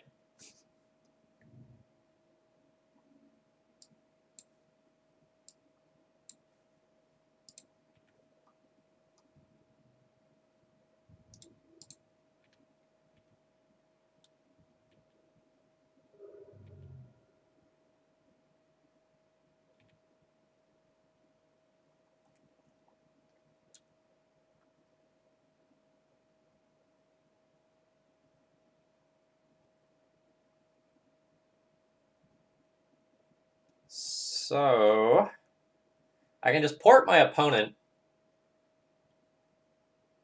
to keep them from casting Pernicious Deed, in which case they could flash in Notion Thief and block Recruiter of the Guard.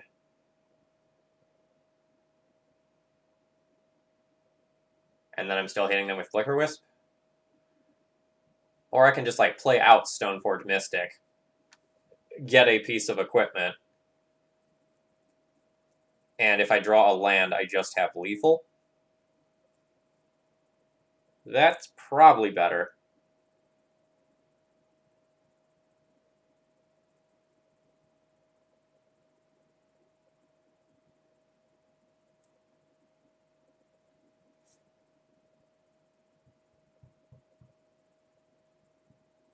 I also do kind of just want them to tap out for Deed, because I can whack for 4, and then if I draw a land, I Ballista anyway.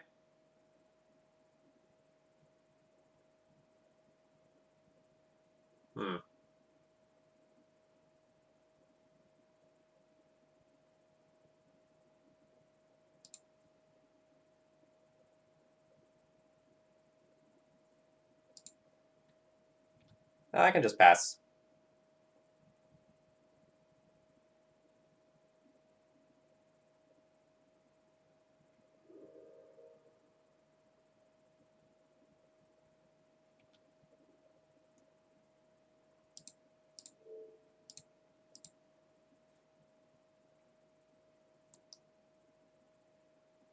No thought whatsoever to the Notion Thief there.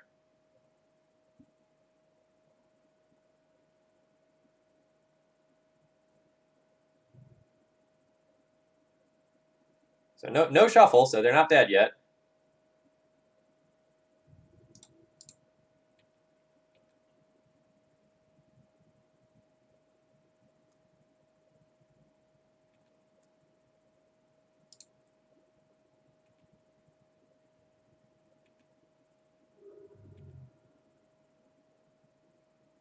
Man, I really wish I had a red land.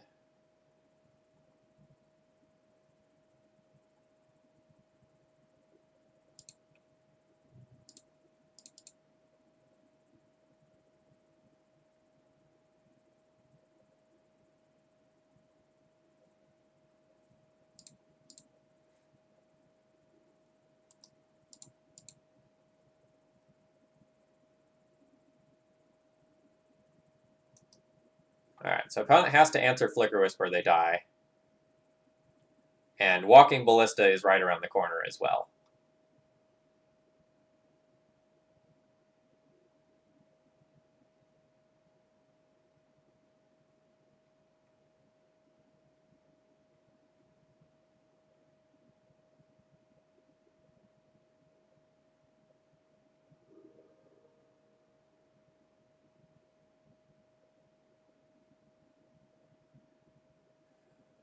Alright, so I have uncounterable something. I can just make it uncounterable Walking Ballista and just probably have the game locked up. Although that wouldn't let me Magus.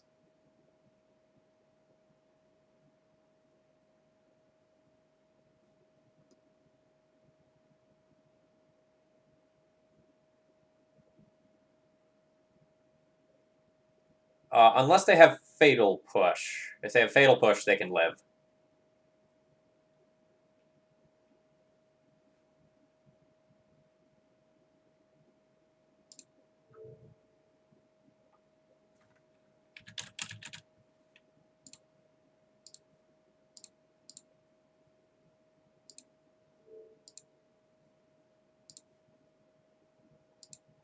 So what I'm going to do is I'm going to cast Magus of the Moon. It resolves. Now I can cast a Ballista for 1. Let that resolve. Ping this idiot away. Attack in for 2. And leave my opponent with 2 lethal threats, plus a Fistful of Goodness.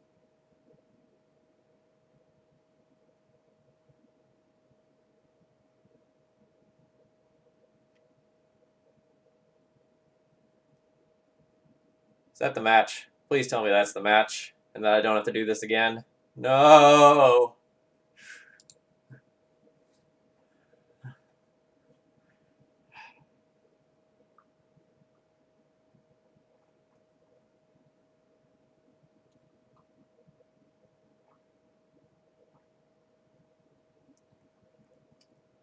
Tajic into Ballista.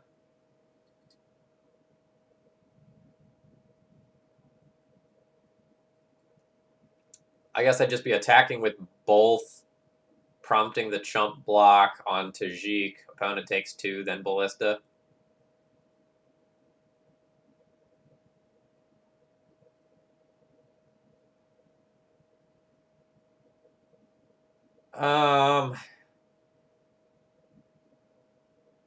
I might not play an Everstrike deck. Yeah, if you show me the list first and it actually looks reasonable, that's totally different. Oh, Tajic mentoring the jailer. Yeah, I guess I would do it.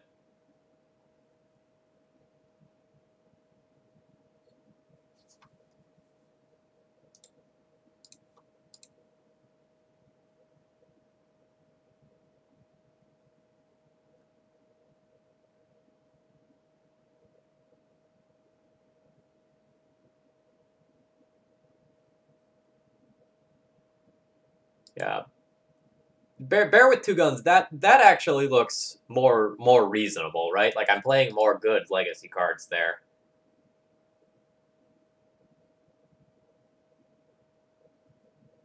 I would probably play that. Yeah, that something like that would be fine.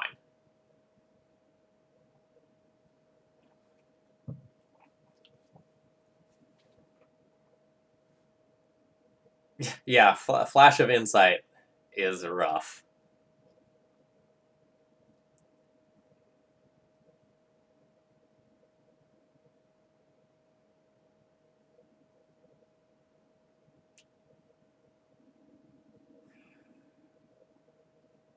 So I have the right cards for the matchup, but not lands. I don't think I want to like try to let my opponent get out ahead here. I have two draws towards a land. But I really need to keep hitting land drops for this hand to be good.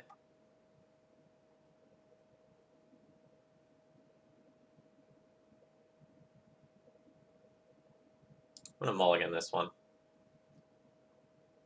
This hand's better as a whole. And now it's pretty good with that Thalia.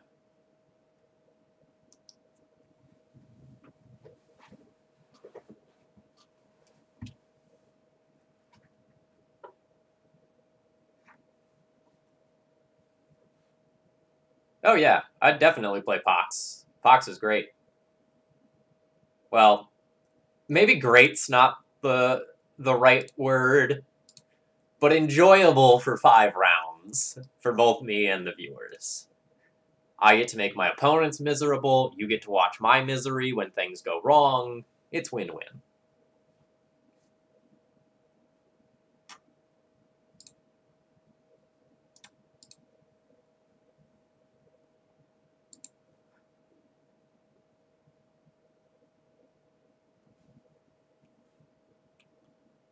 So I have to think about my mana here. I can like wait a turn to play Thalia, but if I don't jam Thalia this turn, a K command could hit like my Stoneforge and Aether Vial, and I'll be like way behind.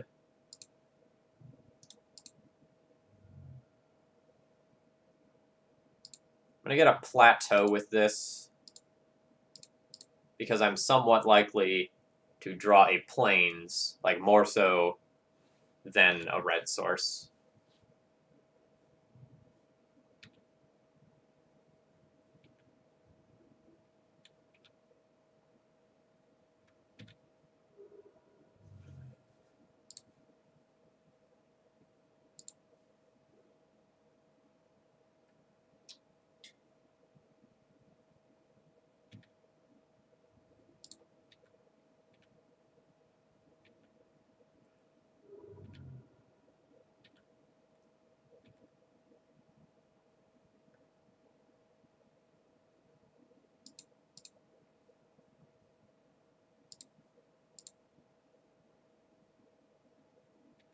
I've made an error.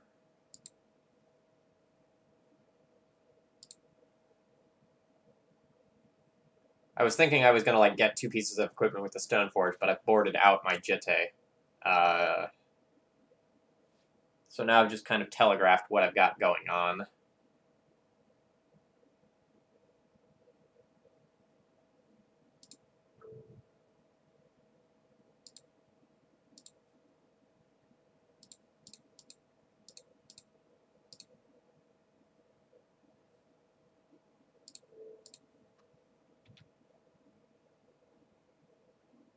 Note I could have like put this on elemental and then flickered this to just like reset it to human and guarantee that this resolved, but I felt like this was going to resolve, and my opponent didn't have something like a Punishing Fire to remove the Thalia on their turn, so I'd rather bounce this in the case that we see something like Toxic Deluge come along, which I know my opponent does have.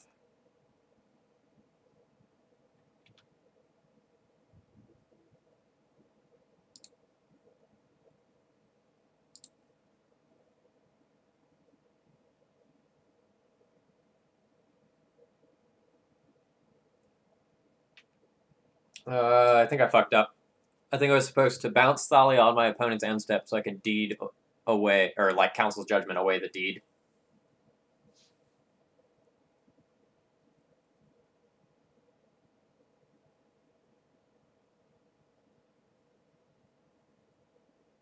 I just moved through that too quickly.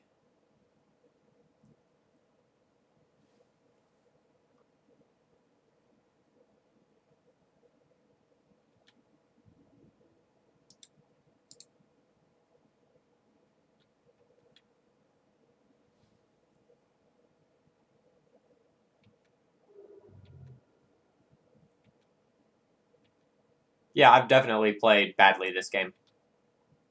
I will fully own up to this loss if we lose.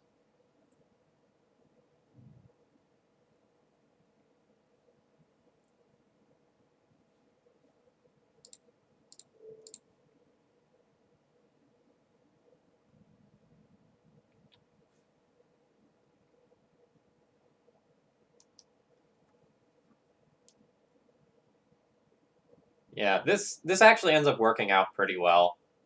Like, now instead of deeding away, or like Council Judgmenting away the deed, now I get to Council Judgment away the DAC. And if they don't have a follow-up Planeswalker, I'm actually in good position. But if they need to like drop a Jace or something here, it's rough.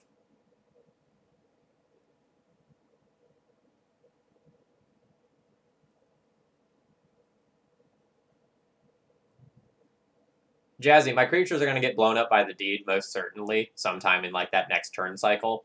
So it's probably important for me to just push the damage while I can.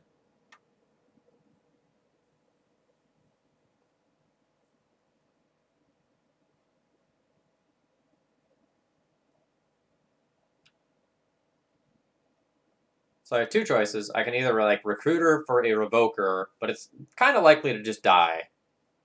So I think I'm going to slam the Jailer and hope that my opponent does not have a Snapcaster Mage.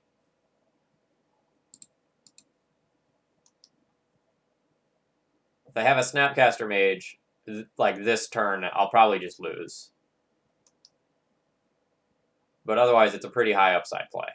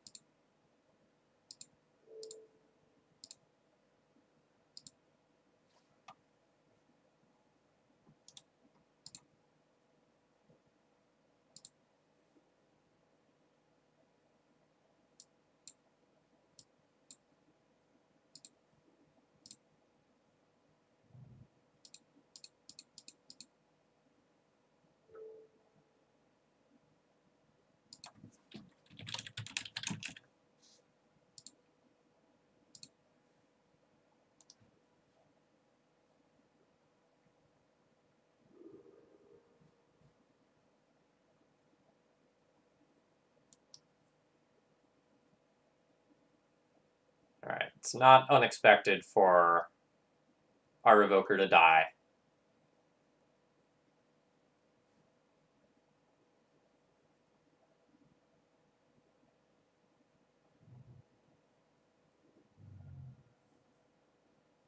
My opponent pluses Liliana, which I presume they will. I'll just discard Flooded Strand.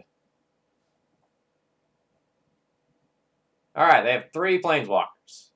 It's a lot of walkers.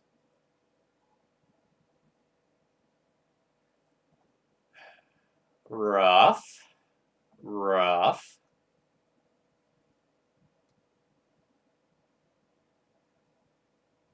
So this is probably not a Batterskull game, right?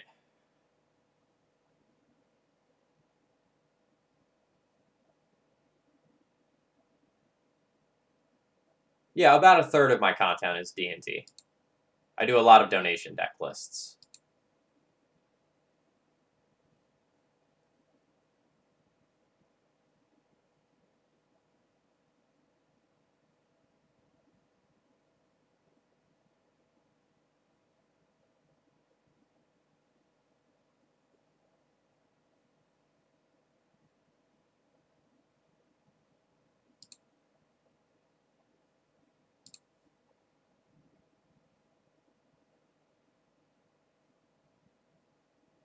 This is definitely recoverable.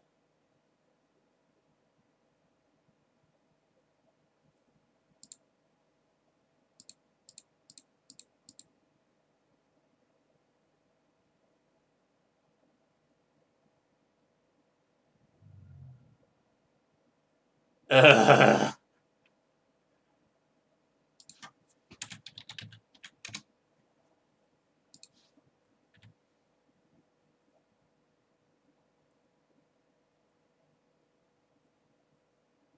Now I don't think we win. Like, our opponent has 3 Planeswalkers.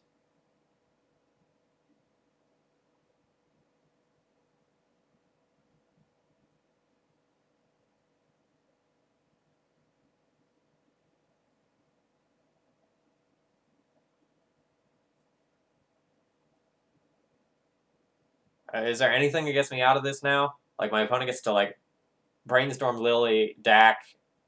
Yeah.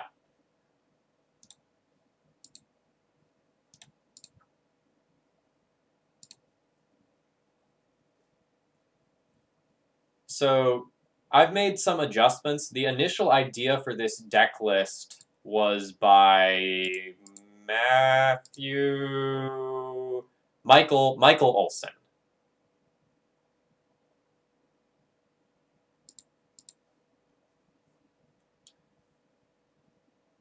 Yeah, I'm not playing Cataclysm, so that was not an out.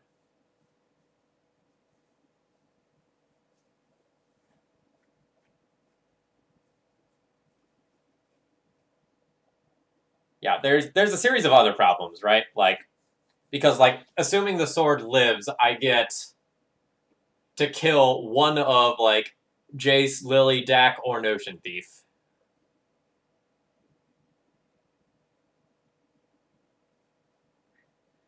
And, things still would have been rough.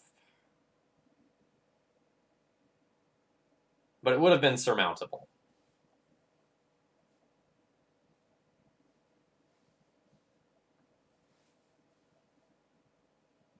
I actually don't know what I would have done if it resolved.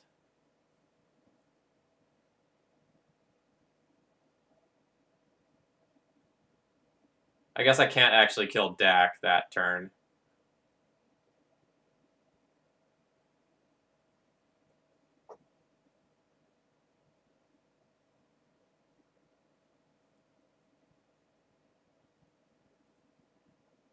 Yeah, so I fucked up in the beginning of that game. I don't know whether or not it cost me the match. My inclination is probably not. Like, the game would have played out a little bit differently, but my opponent has so many tools that are good in this matchup that, like, I'm really not favored.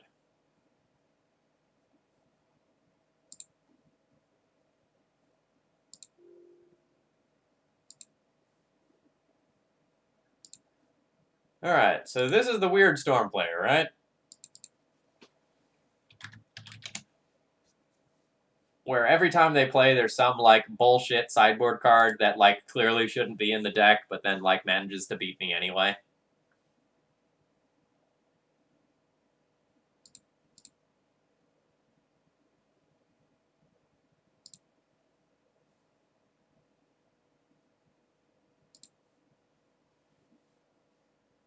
Hey, welcome. We're currently 3-1. We're paired against Storm. And I have a relatively great opening hand against that deck. I am going to fetch basic planes here, on the off chance that they are not playing Storm. I want the stability of being able to curve Mom into Thalia against any deck. And it's not like Magus is going to be good on turn 3 anyway, unless I already have a planes.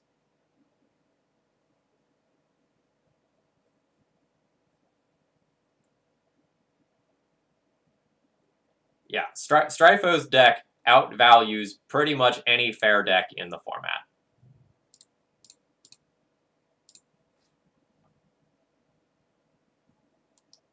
Note, I'm relatively sure my opponent is Storm, so I'm fine with attacking Mom here.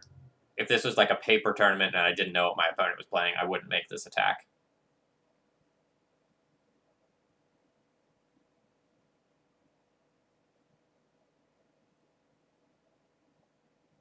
So now I'll just like wasteland my opponent and attack in for 3 until my opponent dies.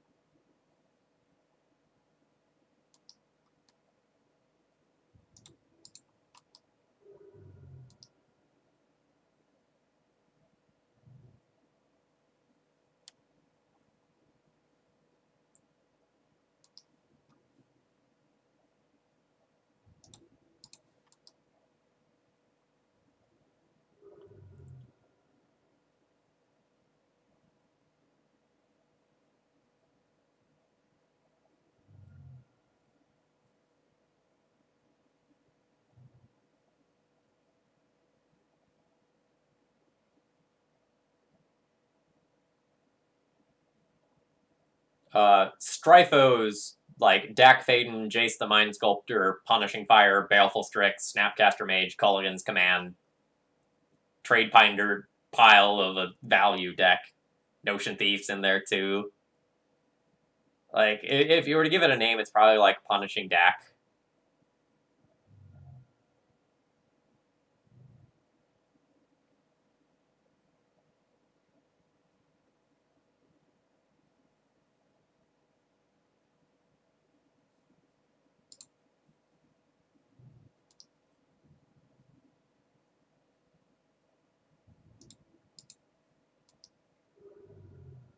Yeah, Punishing Thieves is a fine way to name that deck as well.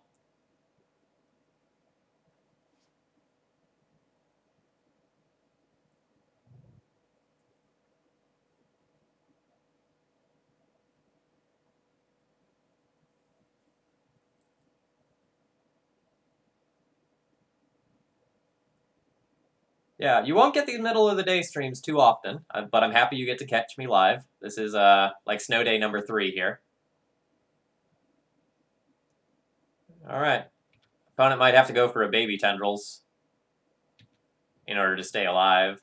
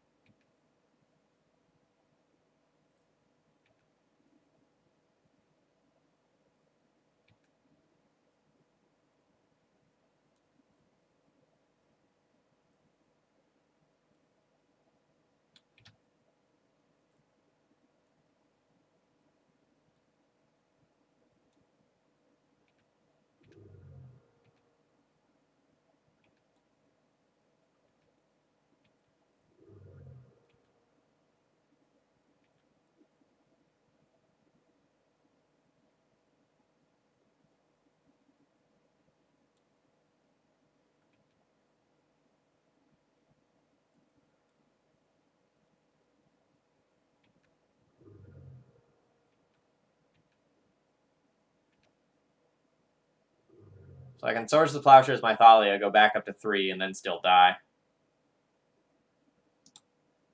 So this is what I mean, right? Like, there's some bullshit card that shouldn't be in the deck list that beats me. The second copy of Tendrils of Agony is the bullshit card this time around.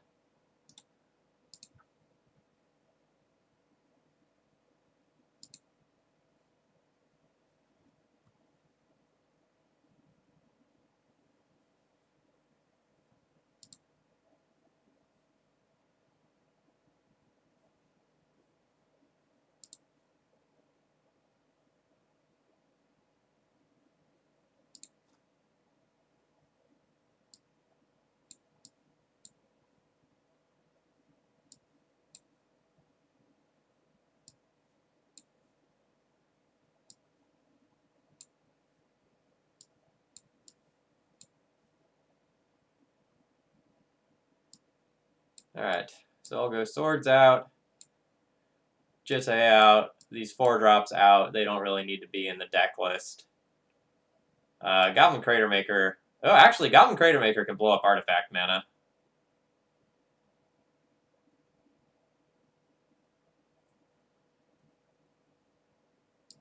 I guess I can play, like, Relic Warder.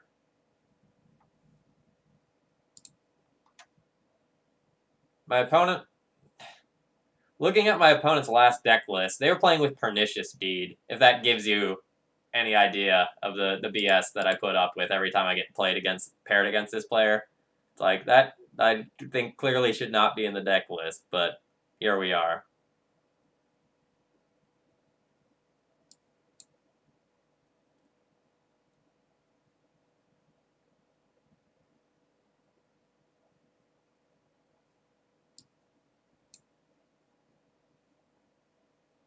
I might play this other Magus, too.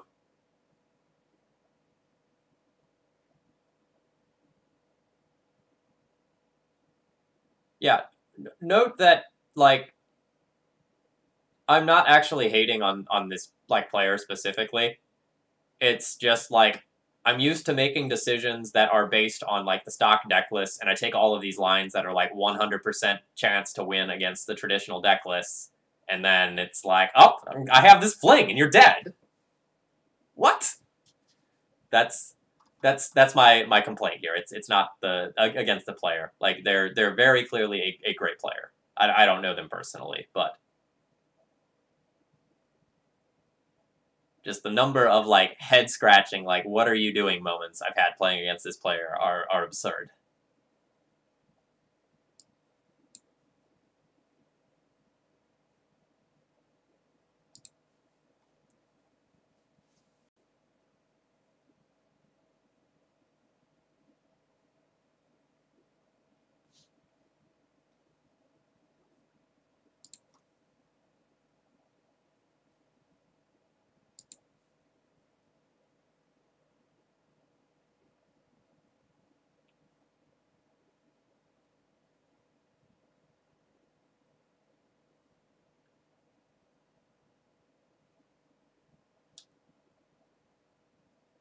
So,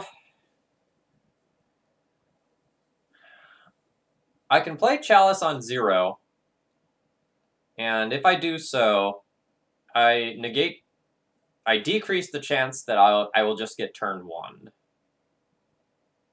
Playing it on 1 is a, like, clearly better play. But if my opponent doesn't lead on a discard spell, like, Chalice on 0 into Thalia is insane.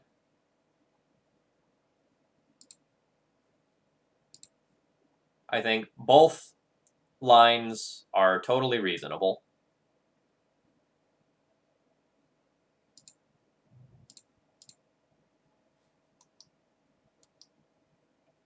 This line is better if my opponent doesn't lead on a Thoughtseize.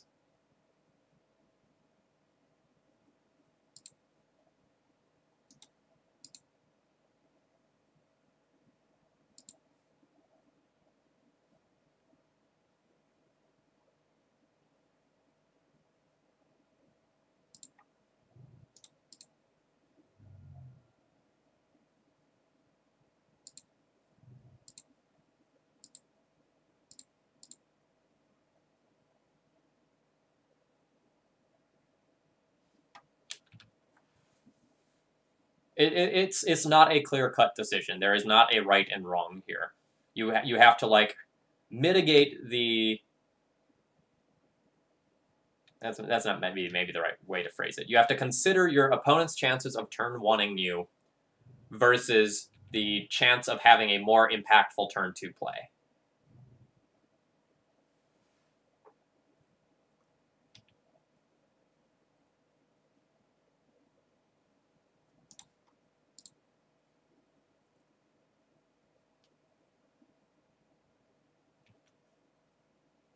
My opponent shuffles with the Ponder, which is what I like to see.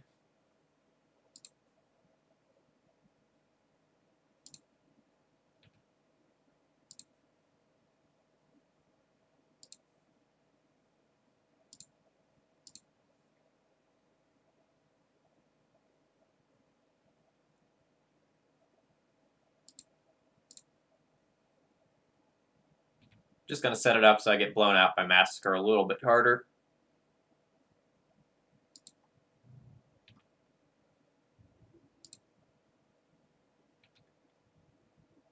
I wanted to do this so that I could have the flexibility of ticking this up to 3 if I drew a 3-drop that I needed. I'm going to try to keep my opponent off of further Ponders here.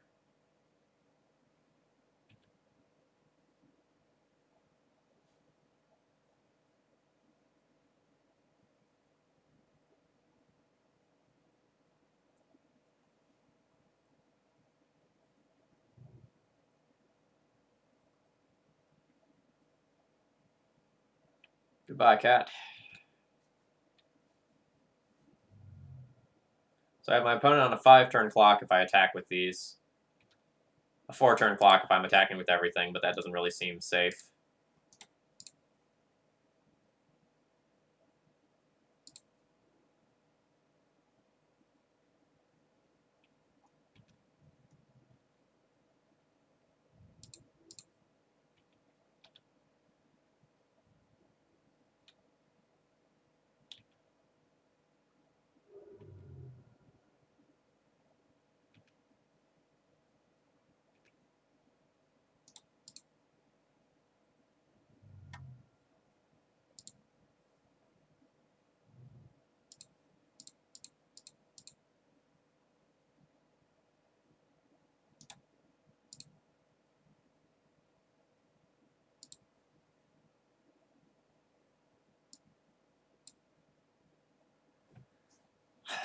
So I think the way that I lose is to Massacre into Go Off right now.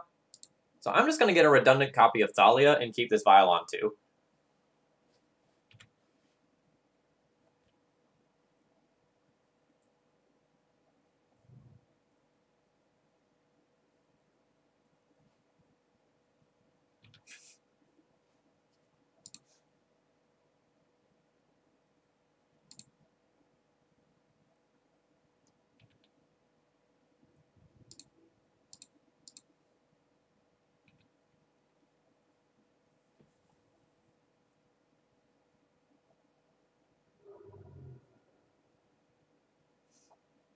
It's kind of like the Experimental Frenzy stream where I never actually cast Experimental Frenzy.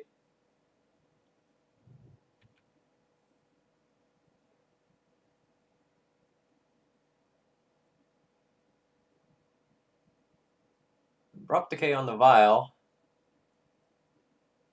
Yep. That occurs.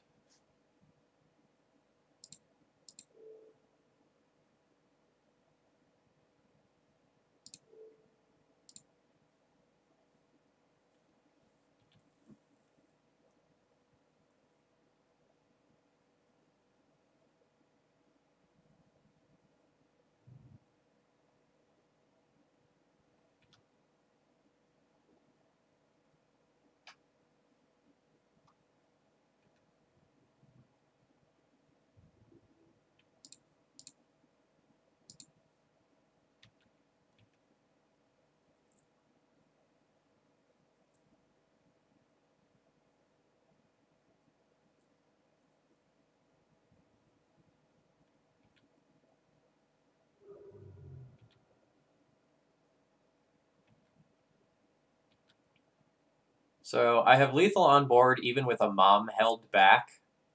So I'm not going to play out a Stoneforge. I'm just going to both port and surgical extraction. I can't really take my opponent off of any particular mana here. I guess the green is the only thing I could take them off of.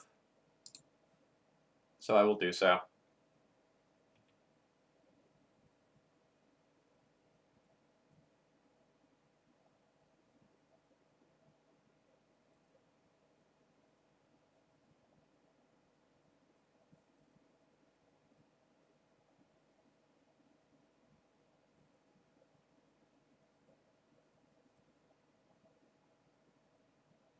So if my opponent massacres, they still don't get artifact mana, and I have surgical for a Past in Flames kill. I feel relatively safe. Not 100%, but relatively safe.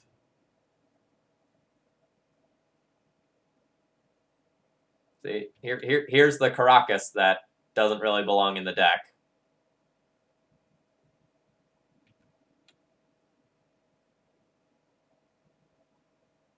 This is what I'm talking about.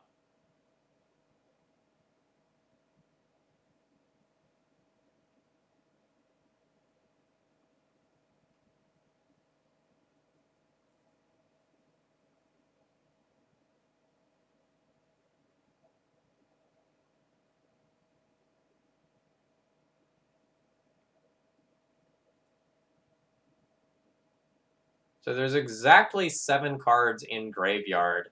If I Surgical Extraction right now, I can potentially take my opponent off of Threshold unless they have another instant.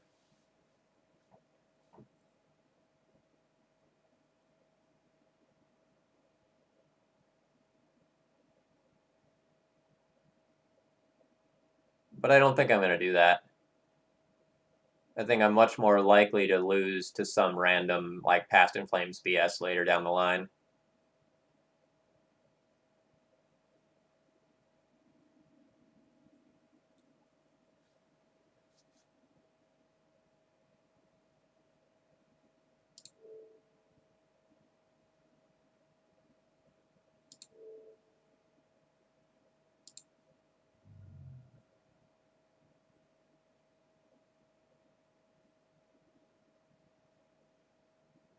Infernal Tutor and LED.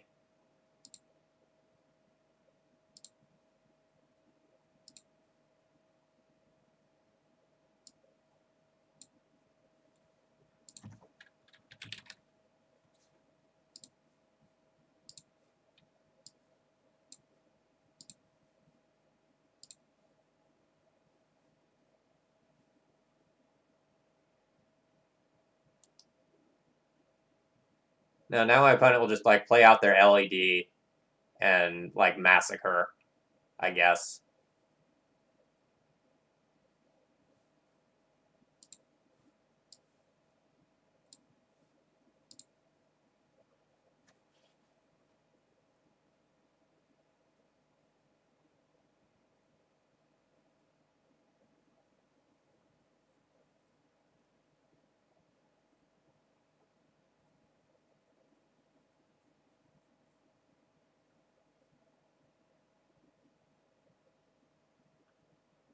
He can play the LED, let it get countered, cast Infernal Tutor, and then go from there.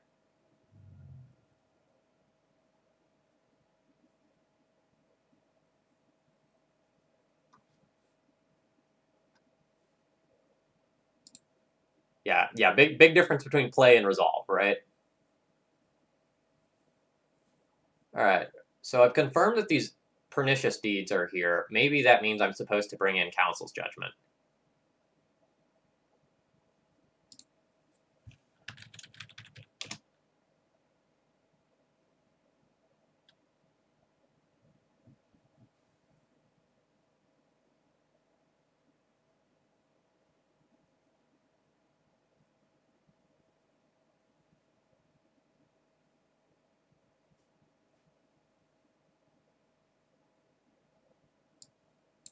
Alright, so if I play this, what am I taking out? I guess just Flicker Wisp.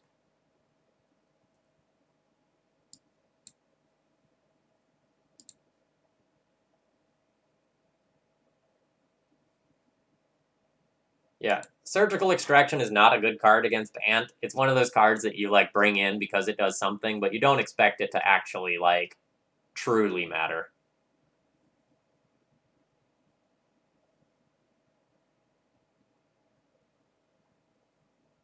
Yeah, when you're a D&T player, though, and you can't, like, counter the right cards to put them into the graveyard, or you can't, like, Thoughtseize them and get them into the graveyard, you often don't get chances to surgically extract the goodies.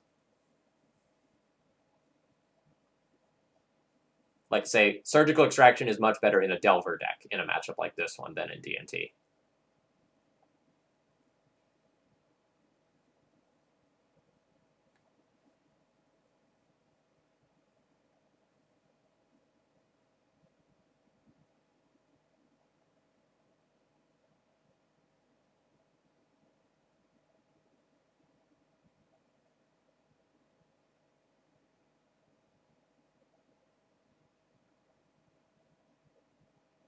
Yeah, if Magic wasn't somewhat difficult, we wouldn't have so much fun playing it, right? This hand's fine.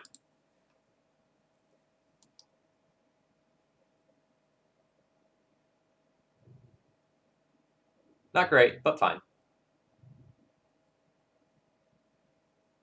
The reason I'm keeping is because I have two mana plays. Unfortunately, the Chalice probably is getting taken here.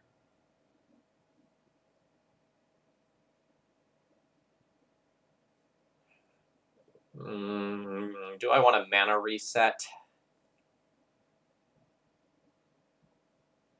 I kind of want to mana reset.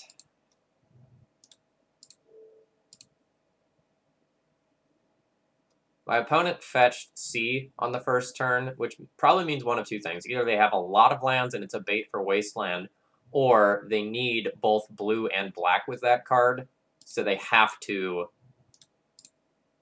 lead on a dual land.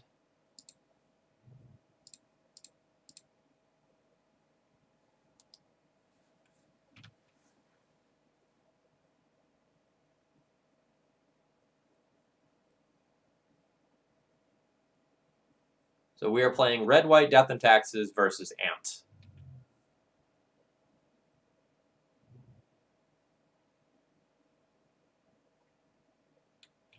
Yeah, so our opponent could in the previous game could have played the LED. It just would not have resolved, right? They get to cast it. So the situation I was talking about was he could play LED, get it countered, Infernal Tutor, then he'd have no cards left in hand, and he could Infernal Tutor for Massacre and continue to play Magic.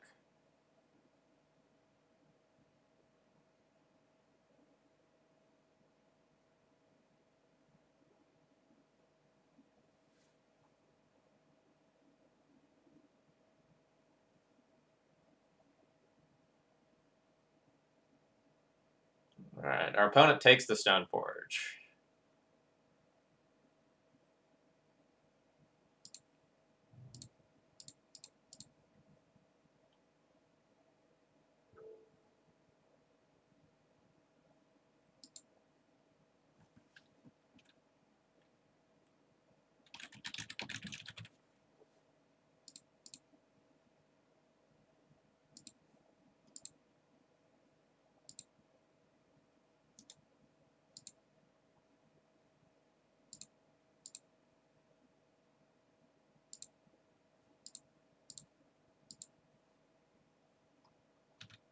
General Grievous, you're in timeout. You're being hostile towards members of my chat. Nope. That's not what I wanted to do.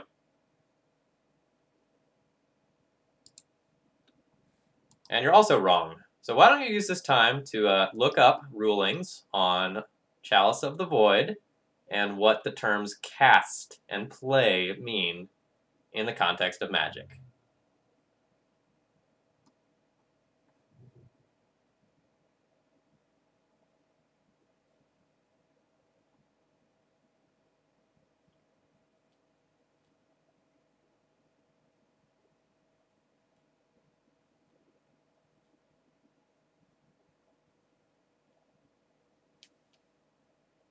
Yeah, so I missed a point of damage by, like, accidentally protecting my mom when I meant to attack for 1 while I was trying to time out that player.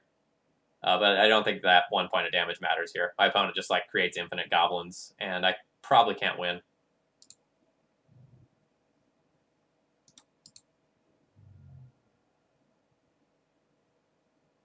Vervandi, we're just going to move past it.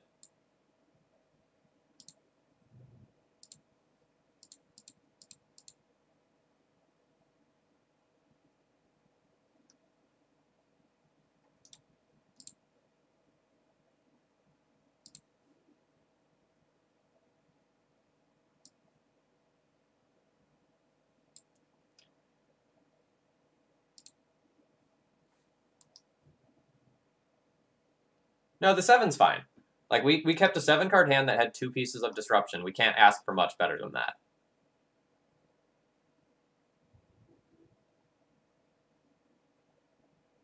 So it is a card called Empty the Warrens. Empty the Warrens lets you get 2 Goblin tokens for each spell that you've cast before it this turn.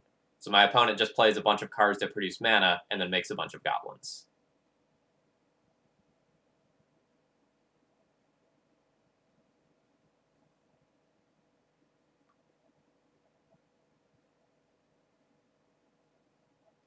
No, we're certainly dead at this point.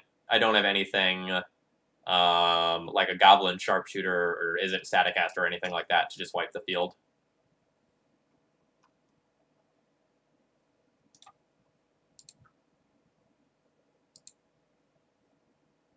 Smash Ultimate's great. I've been playing it a lot. I really like that game. And I say that as a primarily a melee player.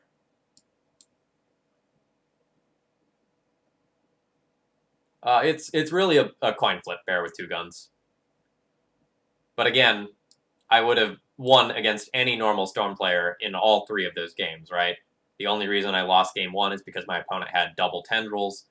You know, my opponent had a Caracas, which clearly doesn't belong in the deck list, and, like, that bounces my Thalia. They have Pernicious Deed and Massacre and all sorts of oddities. Like, the Massacres are somewhat normal, but, like, having to play around Deed and Caracas is some crap.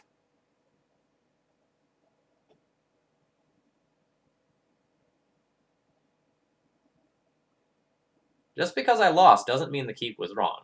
Like, I kept a hand with a Chalice and a Revoker, so that I've still got a turn 2 play that's strong, even if my opponent thought seizes.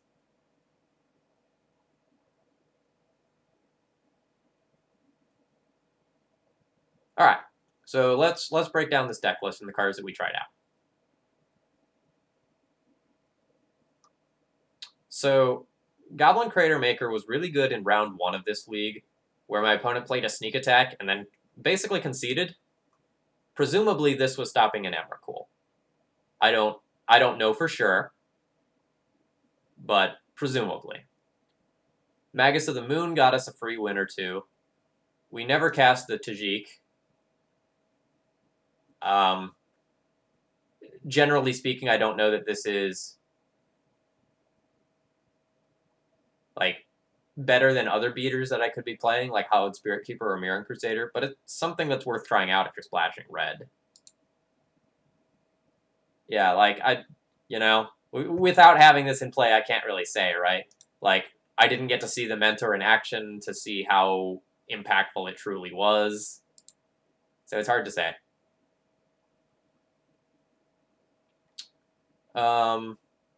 Deck list felt fine. The red cards were fine. I mean, my biggest complaint about the splash build is the same as always, right? Like, when you just, like, get wastelanded and such, it just feels so bad because D&T is such a mana-hungry deck. So, the thing about P and K, Bear with 2 Guns, is that you don't need to cast this card early. This isn't a card that you plan to cast on turn 4. Hold on. I've got some math.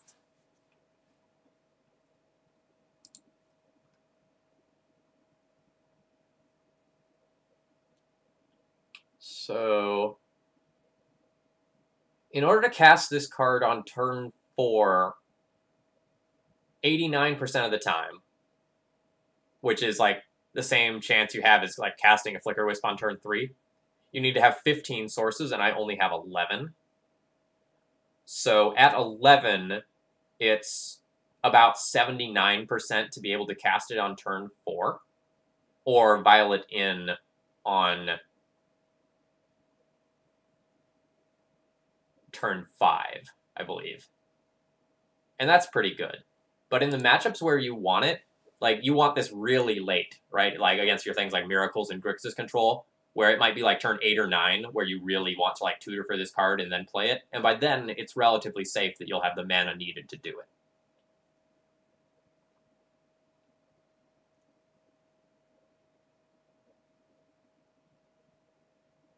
So horses, I'm playing 3 Recruiter of the Guards, which let me tutor for another creature. So that's how I draw the right one at the right time. So while this deck has a lot of 4-ofs, it's just a handful of things in the main deck and then in the sideboard that are sort of silver bullets where you want to have them in the right matchup, and your Recruiter of the Guard lets you get them.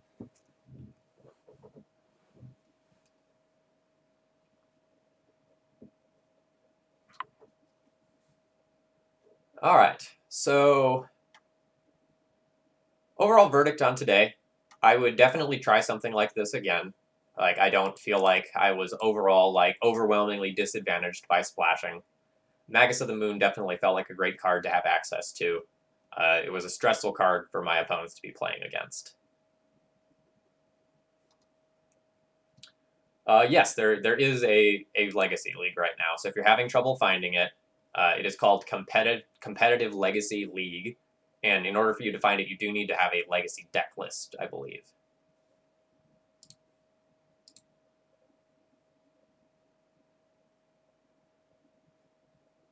Nope, I usually only do one league at a time, because, you know, a league is between a 2 and 3 hour commitment when you're playing with a deck like Death and Taxes.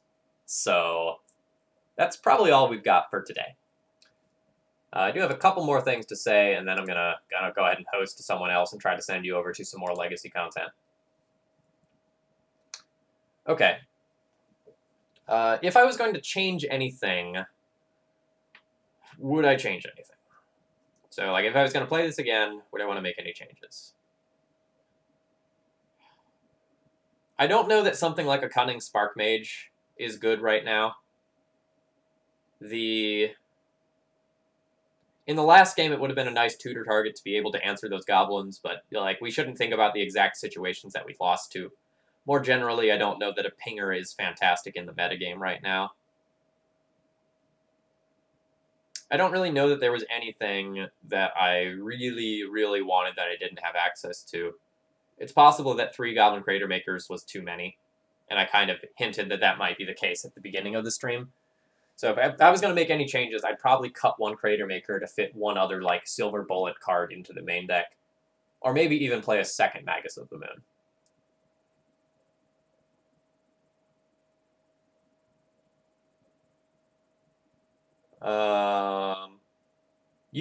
Sorry, for the person in chat looking for the leagues, you might have actually accidentally clicked it on something like Constructed Open Play or Queues.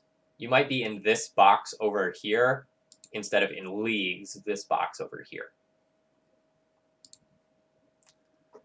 So to answer some of the questions about other colors in chat, you know, it is possible to splash any color in D&T. The mono white build, generally speaking, is going to be the most tuned and most stable version of the deck. So if you want to be splashing, you need to have good reason to do so. Do I still have the black-white version up? Still, yeah. So, for example, maybe last week, we played this build, which was splashing for Bob, Orzhov Pontiff, and Cabal. And, like, Bob's a really good card against control decks, right? So, like, that is a reasonable reason to make your mana worse in order to improve other matchups. But the splashes are very much not free. There's a set of trade-offs that happen. You gain more objective power and better cards for certain matchups at the cost of your mana base. Being spicy and just having a cheeky deck list, if that's the angle you want to attack from, that's totally fine. But if I were going to play in another Legacy tournament, I'd be looking at something like this. This was the deck list that I played at SCGCon. There's another column there. This felt pretty good. My results weren't particularly great. I just min-cashed the event. But, you know, it is what it is. All right, folks, that's all I've got for you for today. I will be back on Saturday. Yeah, I'll be back on Saturday. Let me check what I'm playing real quick. Schedules, December updated. So Saturday, I've got a donation for a Ninjas list. And then next week's going to be kind of cool. So I'll have Tess with Bryant Cook on Monday, Angel Stompy on Wednesday, and then I'll be having a brief vacation. I'll be going home, and I'm not going to try to stream from home while I'm on vacation. My laptop isn't really well suited to streaming, so I'll be taking a break for about a week. When I get back, I've got a couple of things going on. I've got a Bug Loam deck list, and then I've got a really weird deck list that I'm probably going to have to make some changes to. I got a donation for this today, and I just don't think this deck can win the game. So I will keep in mind the spirit of the deck list, but I'm going to have to make some changes. Like, Dak Faden Ultimate doesn't really win the game.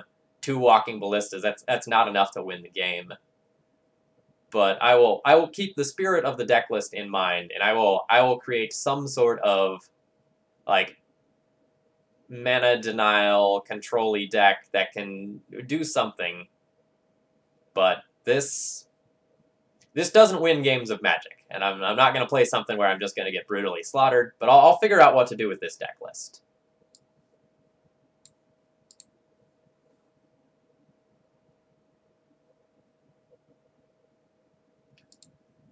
So at this point, I'm just a Magic the Gathering streamer, and specifically, I play the format Legacy. I may stream other things from time to time. A couple people have asked me if I would stream some Smash Bros. Ultimate, and that's something I'd consider doing.